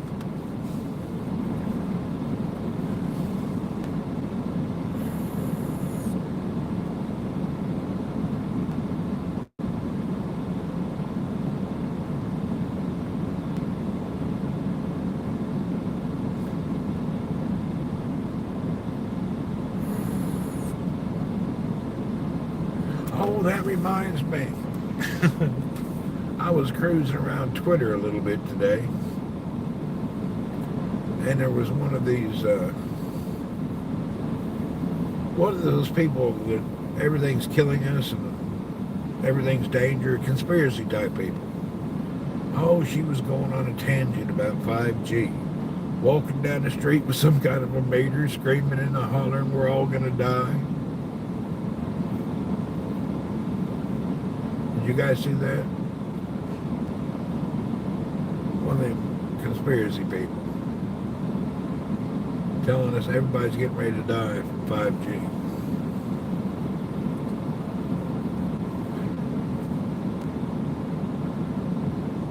It looked like she had just a damned old watt meter. It didn't look like it was any special thing at all. It looked like a damned old watt meter for some electrical thing. Seemed like a little bit of bogus. She's telling us we all going to die from 5G. Didn't they say that about 4G and 3G? Every time we turn around, we're going to die from something. Hell, you can die from satellite TV if you stand over a satellite dish. It'll cook you like a microwave. But you shouldn't stand in front of them dishes for hours and end.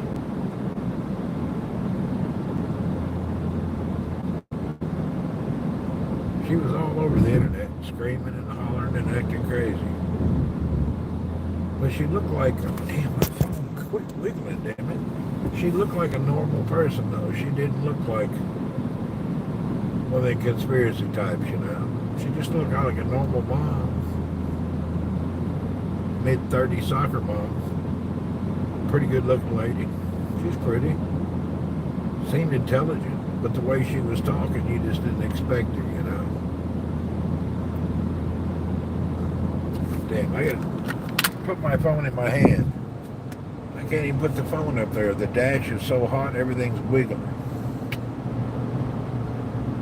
Oh, this phone mount is a piece of shit. Sorry about it, but it is. My phone mount up there is just garbage in the summertime. The phone starts wiggling and wiggling. Bunch of nonsense. See if I get my stuff here.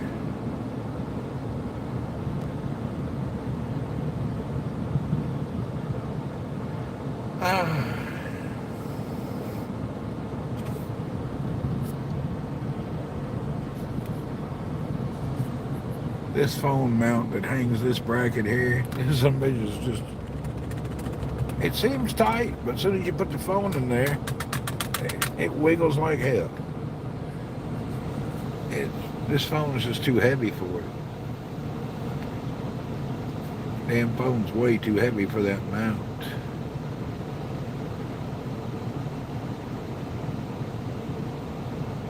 Melanie, what's up? Mel is with us. Mel is in the house. Has everybody hit the thumbs up? Nobody ever does. I don't really know if it helps, but it's cool, I think.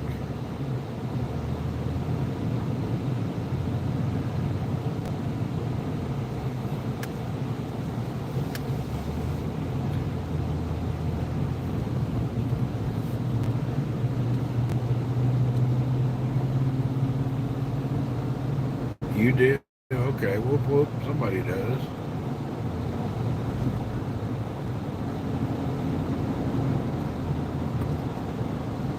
Oh, we got a few that hit it. Whoop whoop.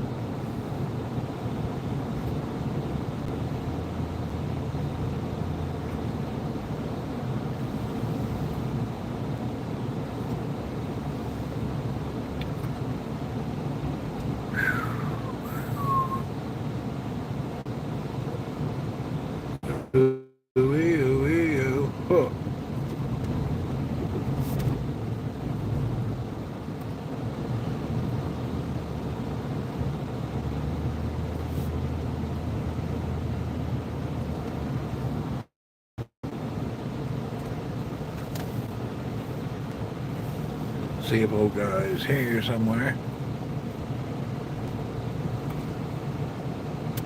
Where is Laundry Dude?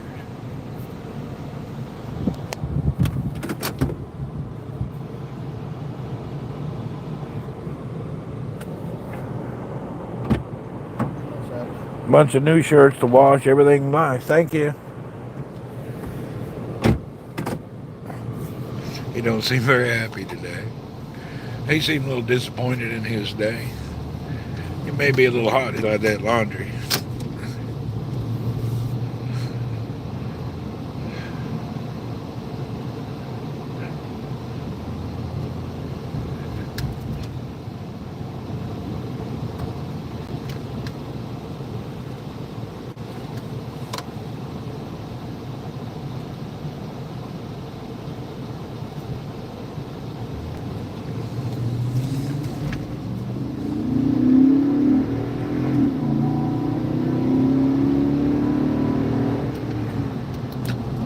I believe we'll get us one of these iced coffee contraptions over here.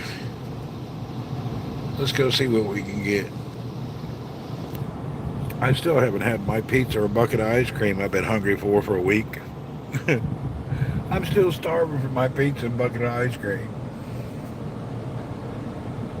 Oh, thank goodness there's no stores nearby to get soft serve ice cream, or I'd already been eating it.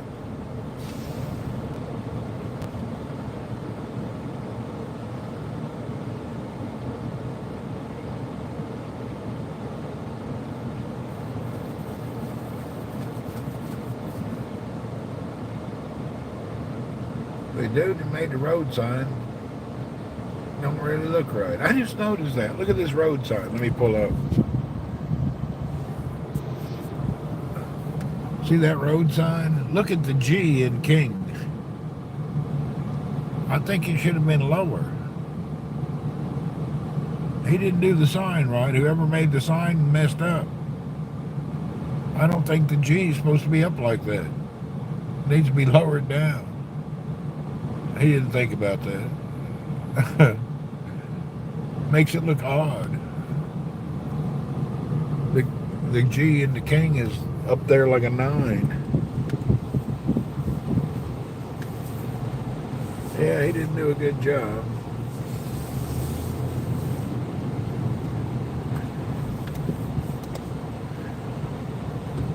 Damn it, this guy just cut. No, he didn't stop where I need to go. Good. Okay, let's see, what can we get here?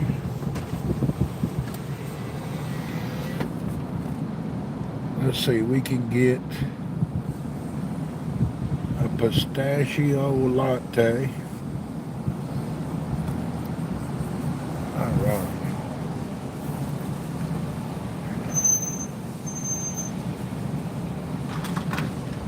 Hey, man, give me a pistachio latte. And let me try one of your creme caramel. Yeah, I'll try one of them. What do you want?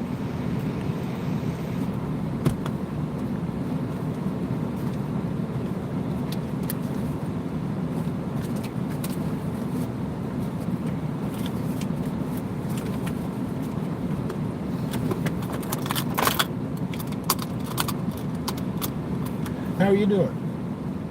All good? Good. You? No worries. Everything's okay, man. Whew.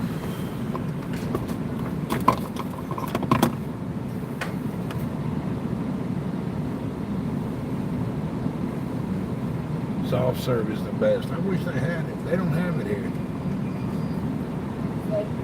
Taking bus?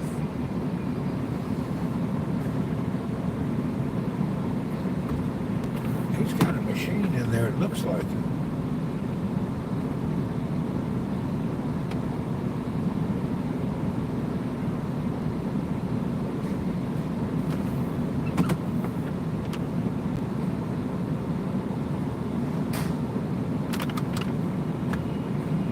He's got an ice cream machine in there, but it's taken apart. Looks like a broken down McDonald's machine.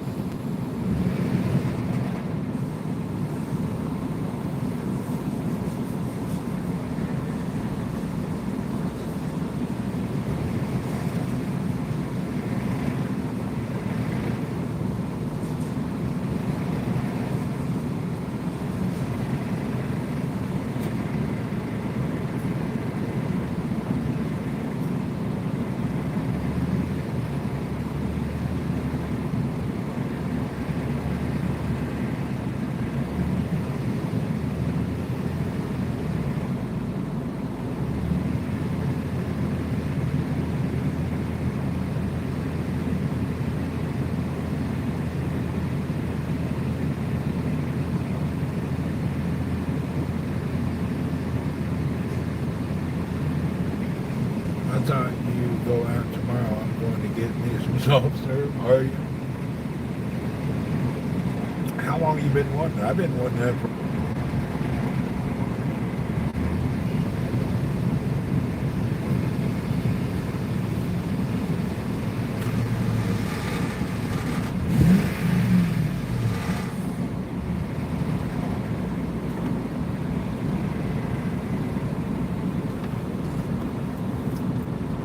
All right, thank you.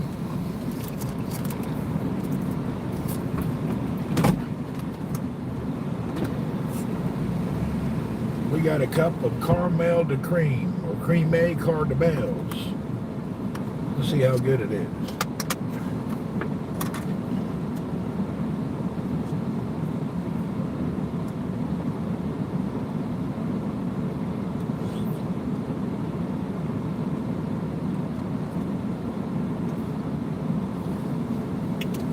Not good quality.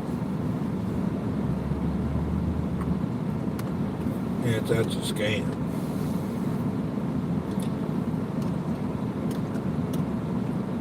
Tastes like Jello.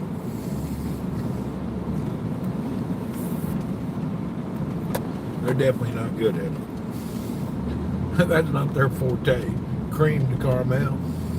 I highly advise you don't order it from that place. It tastes like ice cold Jello. Yeah.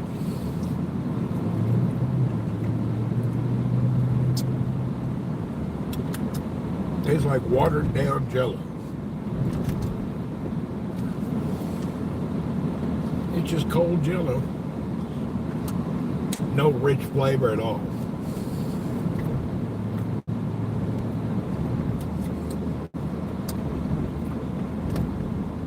Yeah, it doesn't taste good at all. It just tastes like somebody put 4 drops of maple syrup on a piece of Jello.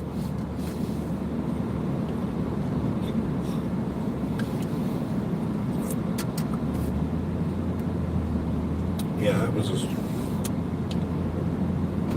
We won't order that again.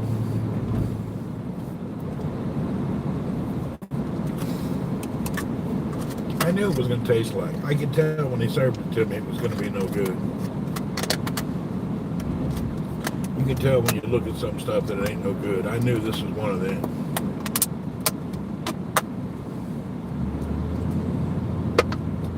That ain't even worth 25 cents, to be honest.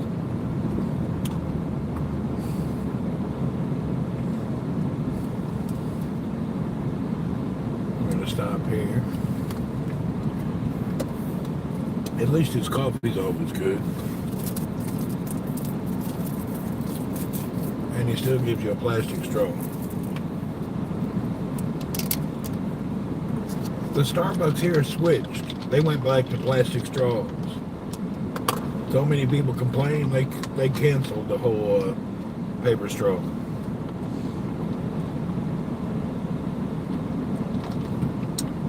Coffee's good.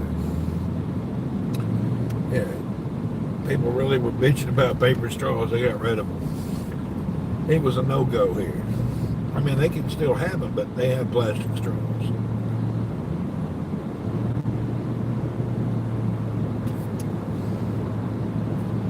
Everybody knows paper straws are the worst.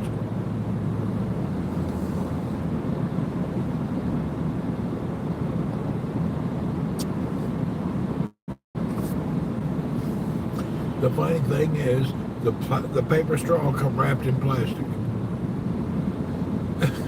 Did you see those paper straws? They come wrapped in plastic. You tell me. Paper straw wrapped in plastic. I see something wrong with that picture. We have paper straws. They're disgusting. They're terrible.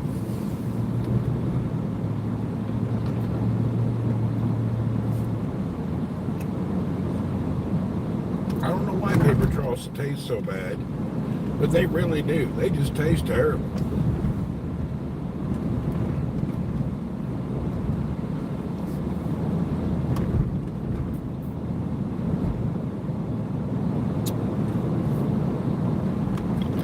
It's one of those things that Everybody knows that plastic in a straw tastes bad.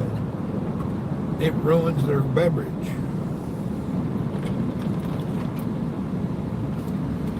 They did try for a little bit to put, I have plastic straws at your house, do you? You got to. You don't want none of their straws.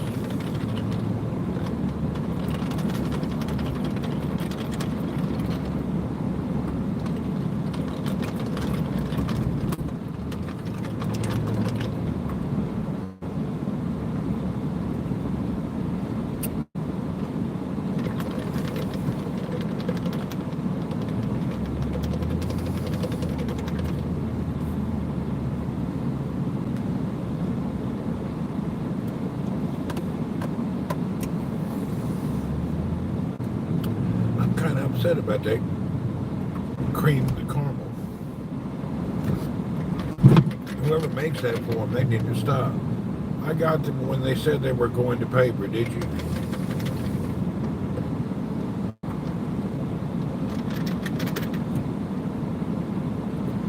You could probably I have a steel straw at home, do you?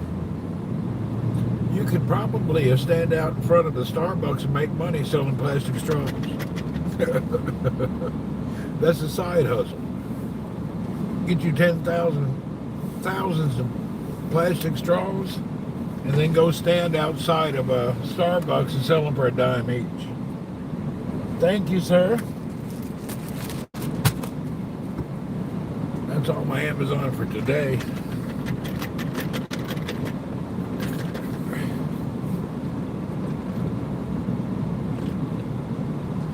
That's what we ought to do, Dad. You want me to order thousands of plastic straws, send them to your house, and we'll hire them immigrants, give them work selling, give them commission, selling plastic straws down at all the Starbucks. Instead of hanging out at the Home Depot, they can hang out at the Starbucks. Let them come by in the morning, pick up a few hundred straws. Really, think about it. We probably make a lot of money selling plastic straws across America.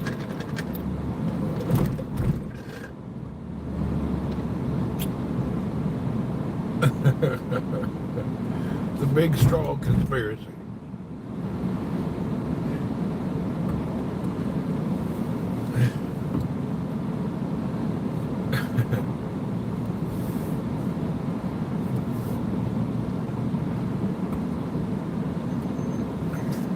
I wonder if we get in trouble. How much will they go for? $1? They'll go for $1, and a percentage of every of straw will go to the immigrant selling them and his favorite pronoun. So between your favorite pronoun and him, we get half, they get half. Nah, we get 65%, they get 40. 35. Yeah. I think $1. I think they'd be worth $1. We're helping out a charity, you know. We're going to have a charity cause. Some kind of a charity. People just don't mind. And if the sales slow down, we can get them Girl Scouts to do it too. Door to door, go to people's houses like the Girl Scouts selling them damn dough cookies. 50-50 split. There you go.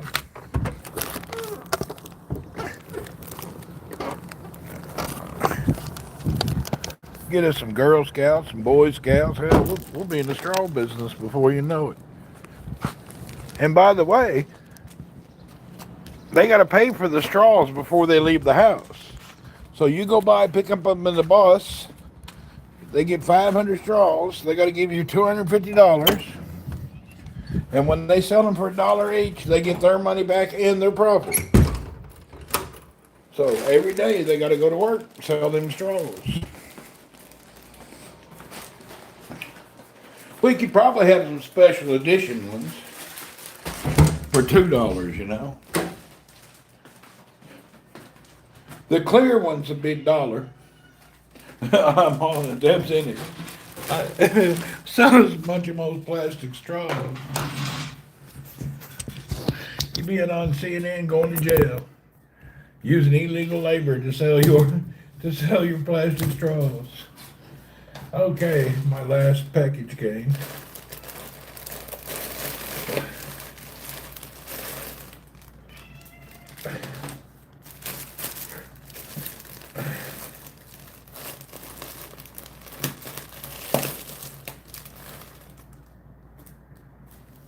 Hunter, my Cool Max Medi Petty socks.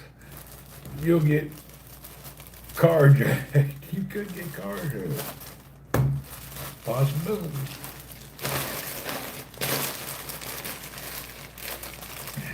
Randy and Debbie Straws. Now we need an original name.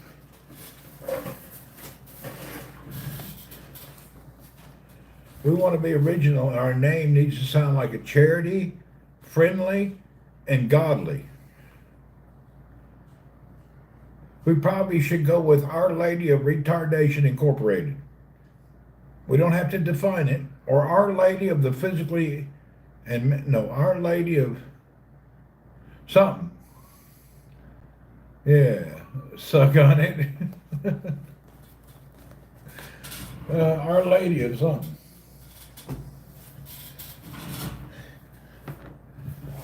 Our Lady of suck on it. Something like that.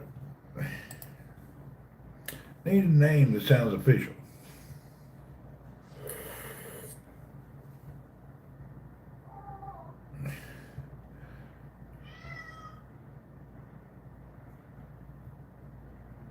How about Debbie and Randolph? Deborah Randolph Charitable Society. The Debbie Randolph Charitable Society Grant. There you go. Deborah and Randolph Charitable Society.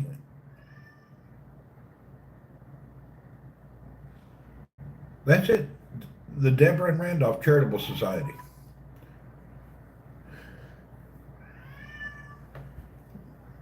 Don't use real names.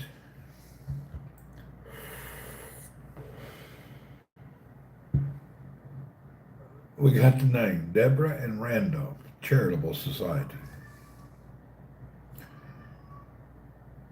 Serving the Lord one suck at a time.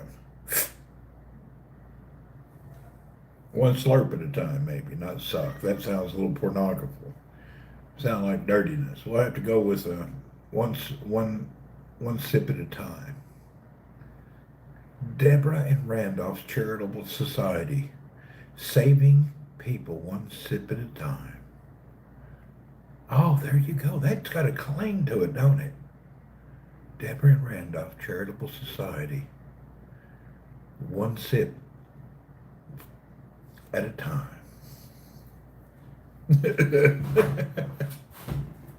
We're going to need our own song and a hymn.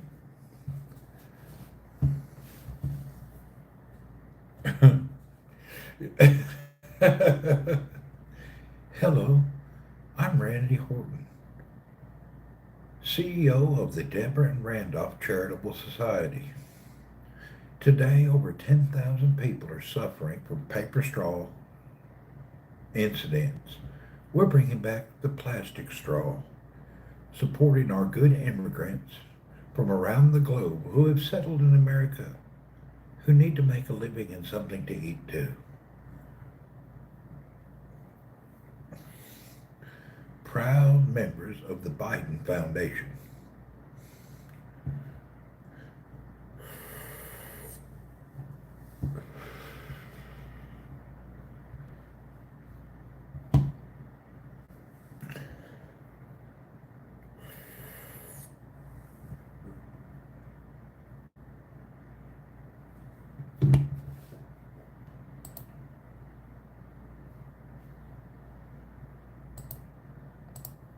I'm gonna take this serious, Deb. Let me research where we can get our straws from.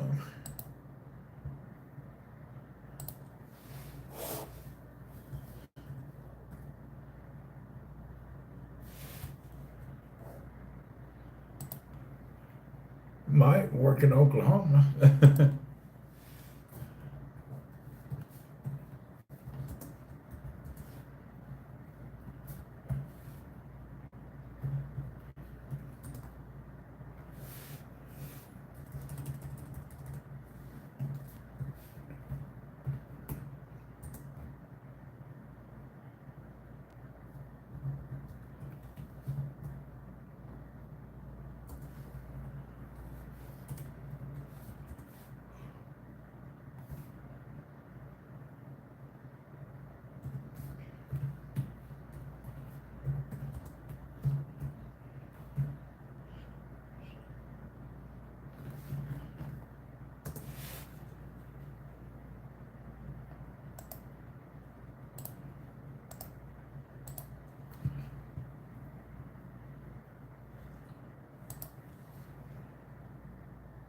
We can go to all the Starbucks and put our people to work.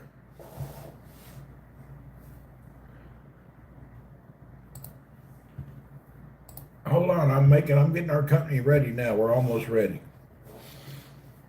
I'll have the company ready in a few minutes. We're going to use AI to create our company. I'm working on it now. We'll know in just a minute.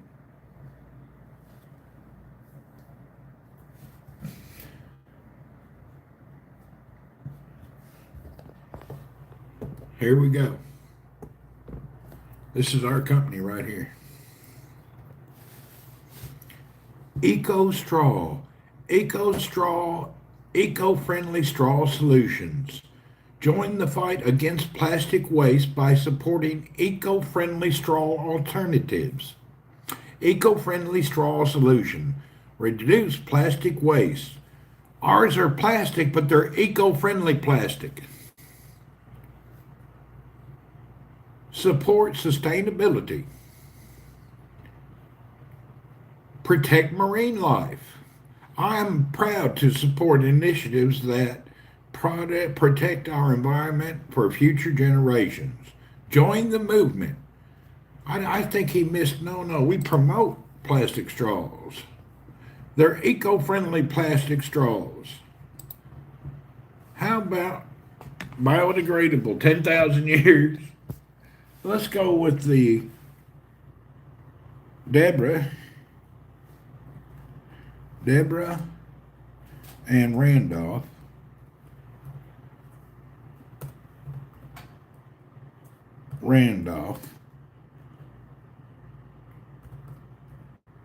Plastic straws sold by immigrants to Starbucks customers in the parking lot.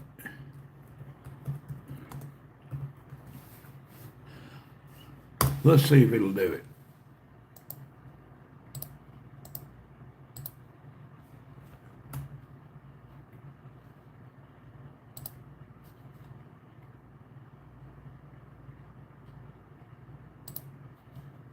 Okay, here we go. Let's try again. We got an AI. It's going to create our company.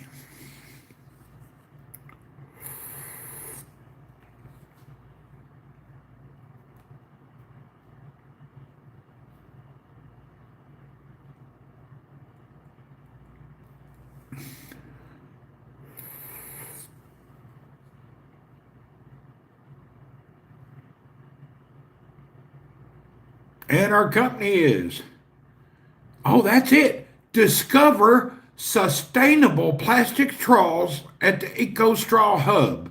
Explore Deborah and Randolph plastic straws sold by immigrants to Starbucks customers in the parking lot. Sustainable plastic straws for all. Discover the eco-friendly plastic straw. Support sustainability by choosing our plastic straws. You contribute more to a sustainable environment, reducing single-use plastic waste. Empower immigrant entrepreneurs. Support immigrant entrepreneurs by purchasing Deborah and Randolph plastic straws. Help them grow their business. Quality and eco-friendly. Enjoy high-quality plastic straws that are eco-friendly and perfect for everyday use, all while you support a good cause. This guy, here's one of our testimonies from Adam. Using Eco Straw Hub has made me more conscious of my environmental impact. Join the movement. Fantastic product that helps the environment and supports immigrant entrepreneurs, says Jan Parker. Chew. Right there you go. That's the deal. Check it out. That's us right there. Eco-friendly plastic straws. Eco Straw.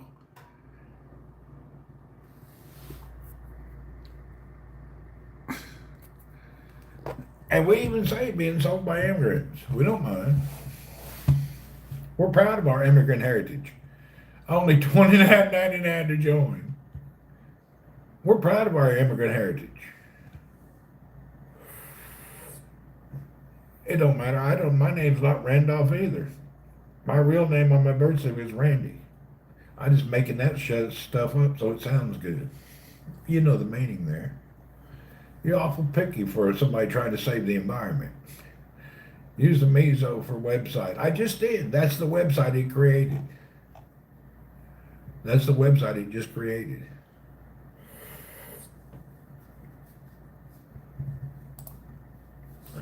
I got another company.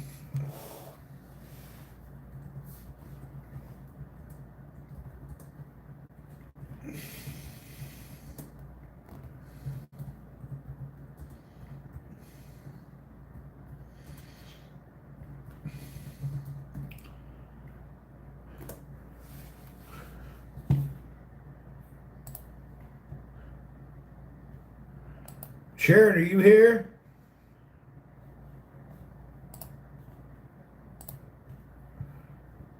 Sharon, is Debbie here? Debbie, is Sharon here too? We're going to have to do more than just straws in case there's some type of economical breakdown or shortage of plastic. You're here? Okay. I'm creating a secondary company to go with Deborah Randolph's straw company. I don't think we're going to do your reusable. I think that Debbie and Sharon are not doing much these days. And we got to have a backup business. And what better business for Debbie and Sharon than is, here's what I was thinking. Hold on a minute. This is the ideal business for these two ladies. And you guys know it's righteous. Sharon and Debbie Enema. Convenient mobile enema service, providing discreet mobile enema services at your convenience. Mobile enema service provider, offering discreet and professional services at your location. Convenient home service. Our team provides discreet, professional enema service in the comfort of your own home, ensuring privacy and convenience. Experienced practitioners. Our experienced practitioners ensure a safe and comfortable enema experience, prioritizing your well-being and satisfaction. Personalized care. We offer personalized enema treatments tailored to your specific needs and preferences, ensuring a customized and effective experience. Here, Mark Rodriguez has something to say.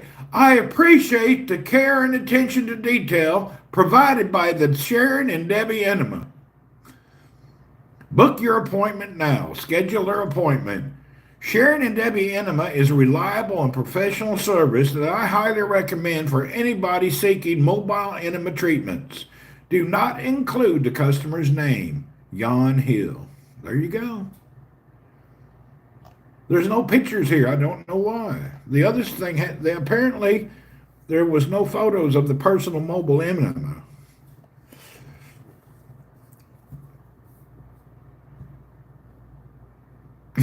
Jack Flores says, quick, professional, and respectable service.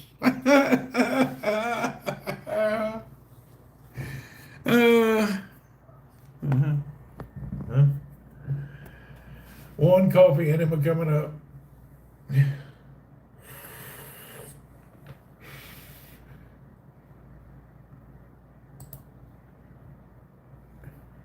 You can write about anything and make it seem like a legit business. That Mixo is a dangerous thing. I'm going to screenshot these and post them on Discord. But you can write anything and make it sound like a legitimate idea. Think about it. Our eco-friendly plastic straws. Our mobile enema service. Maybe that's more for Chris.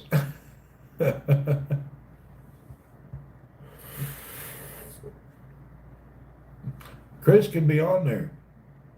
I'm not only an enema provider, I'm a customer. I'm not also a provider, but I'm a recipient. He could be one of our testimonials.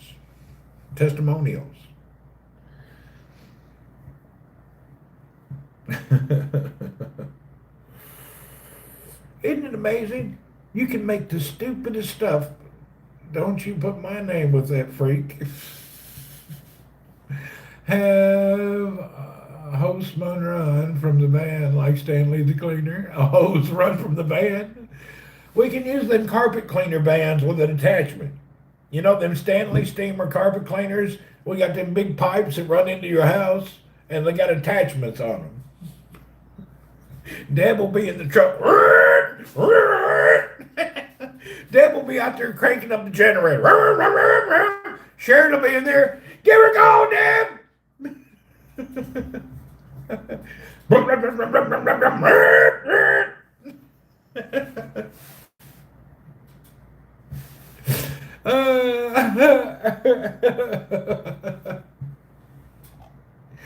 You guys gonna have to get some outfits too. You guys have to dress like Ghostbusters or something.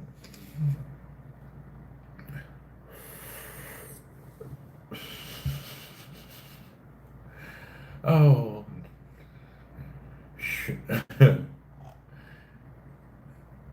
I can see that happening actually. That sounds kind of funny. Could you imagine a van parked out in front of your house, mobile enema service, and a big hose pipe this big around running up to your door like a carpet cleaner?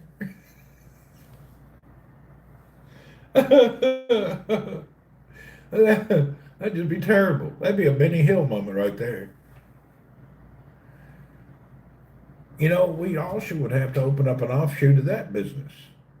We could also use fertilizer company.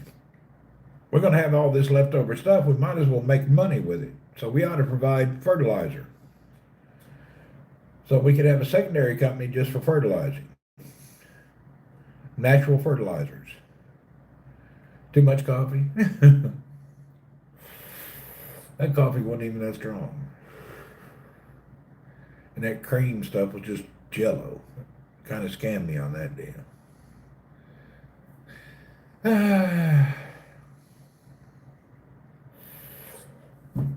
I'm going to go taste this dude's chicken before it gets ice cold. Let's go see what this dude made. This curry chicken he come up with. Oh, get up, Kevin. Damn, Earl. No wonder you don't sleep at night, all these thoughts. Well, I don't get carried away on info.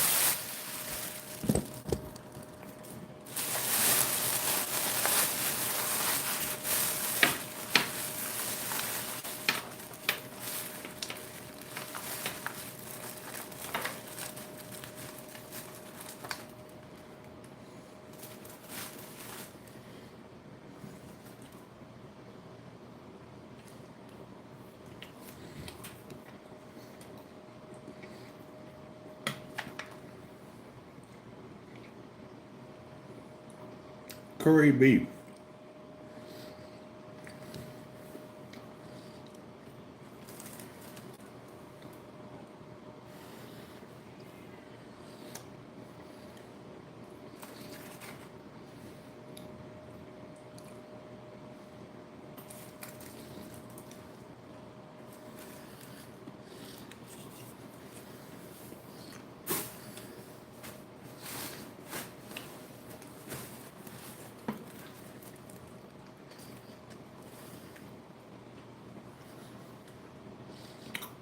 Pretty damn tasty.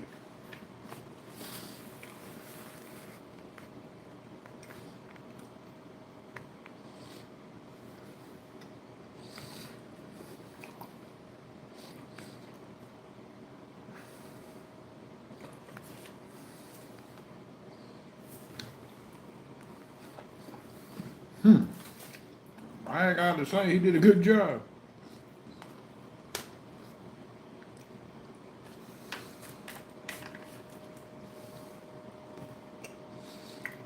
Damn good.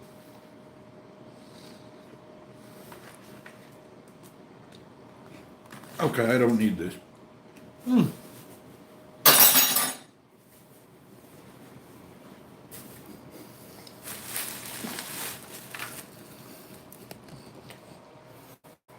I ain't gonna eat all that.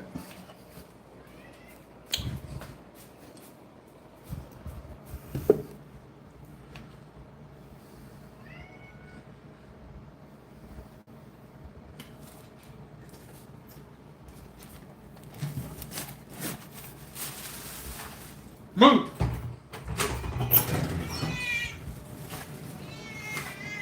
There, eat it.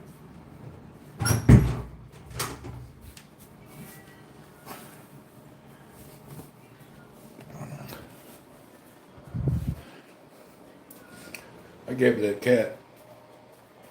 I'm not hungry, I'm just eating it because it tastes good. I shouldn't be eating like that.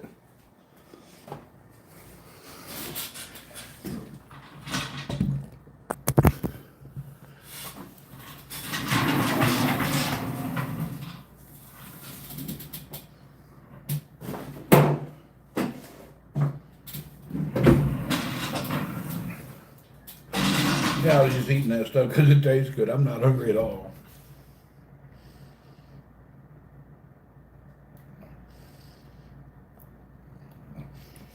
Now them cats will be begging for a month.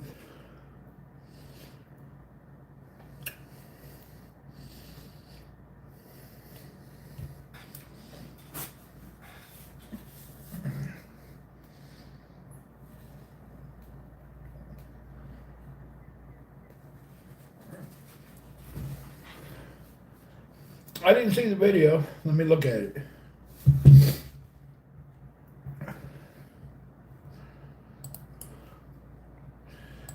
When I'm online, live, and you're sharing videos, I ignore you. We're online, everybody, and he's sharing videos. Why ain't he watching us? Where did he put it at?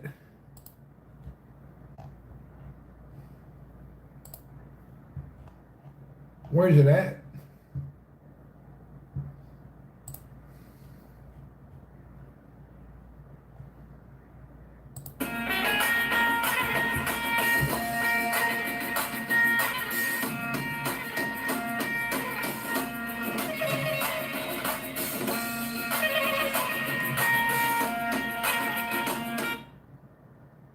A little silly. It's okay, but a little silly. Where did he get the bucket from?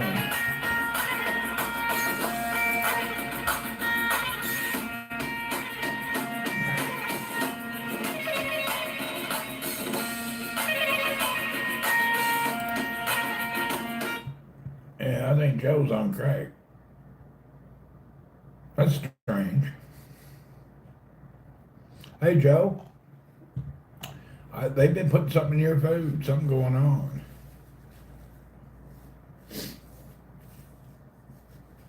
Something in Joe's food. A little wild thinking right there.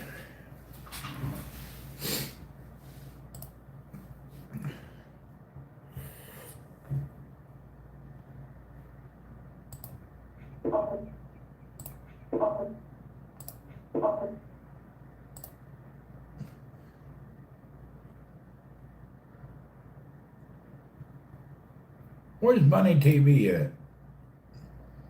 He does some strange posts too.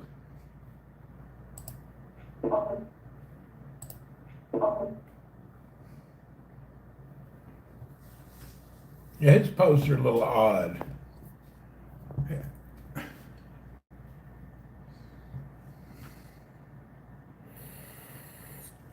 Very odd. Later, Big Chill, see you.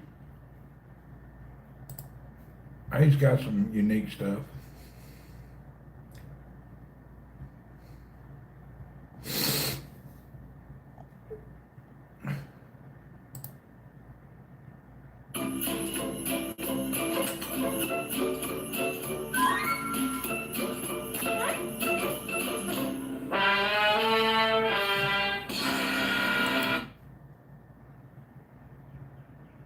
Huh. Where is Joe finding these things? I love my cat butt. I love my cat's butt. You need to make one more, Joe.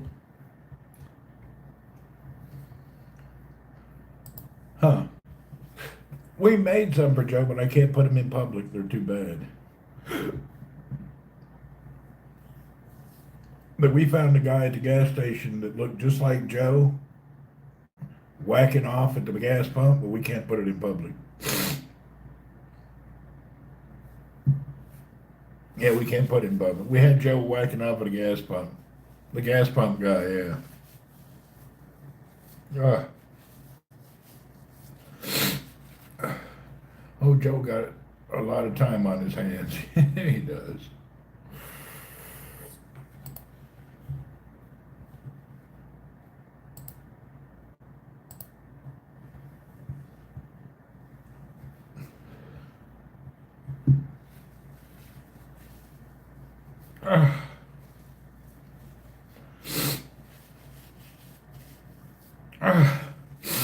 My nose is running.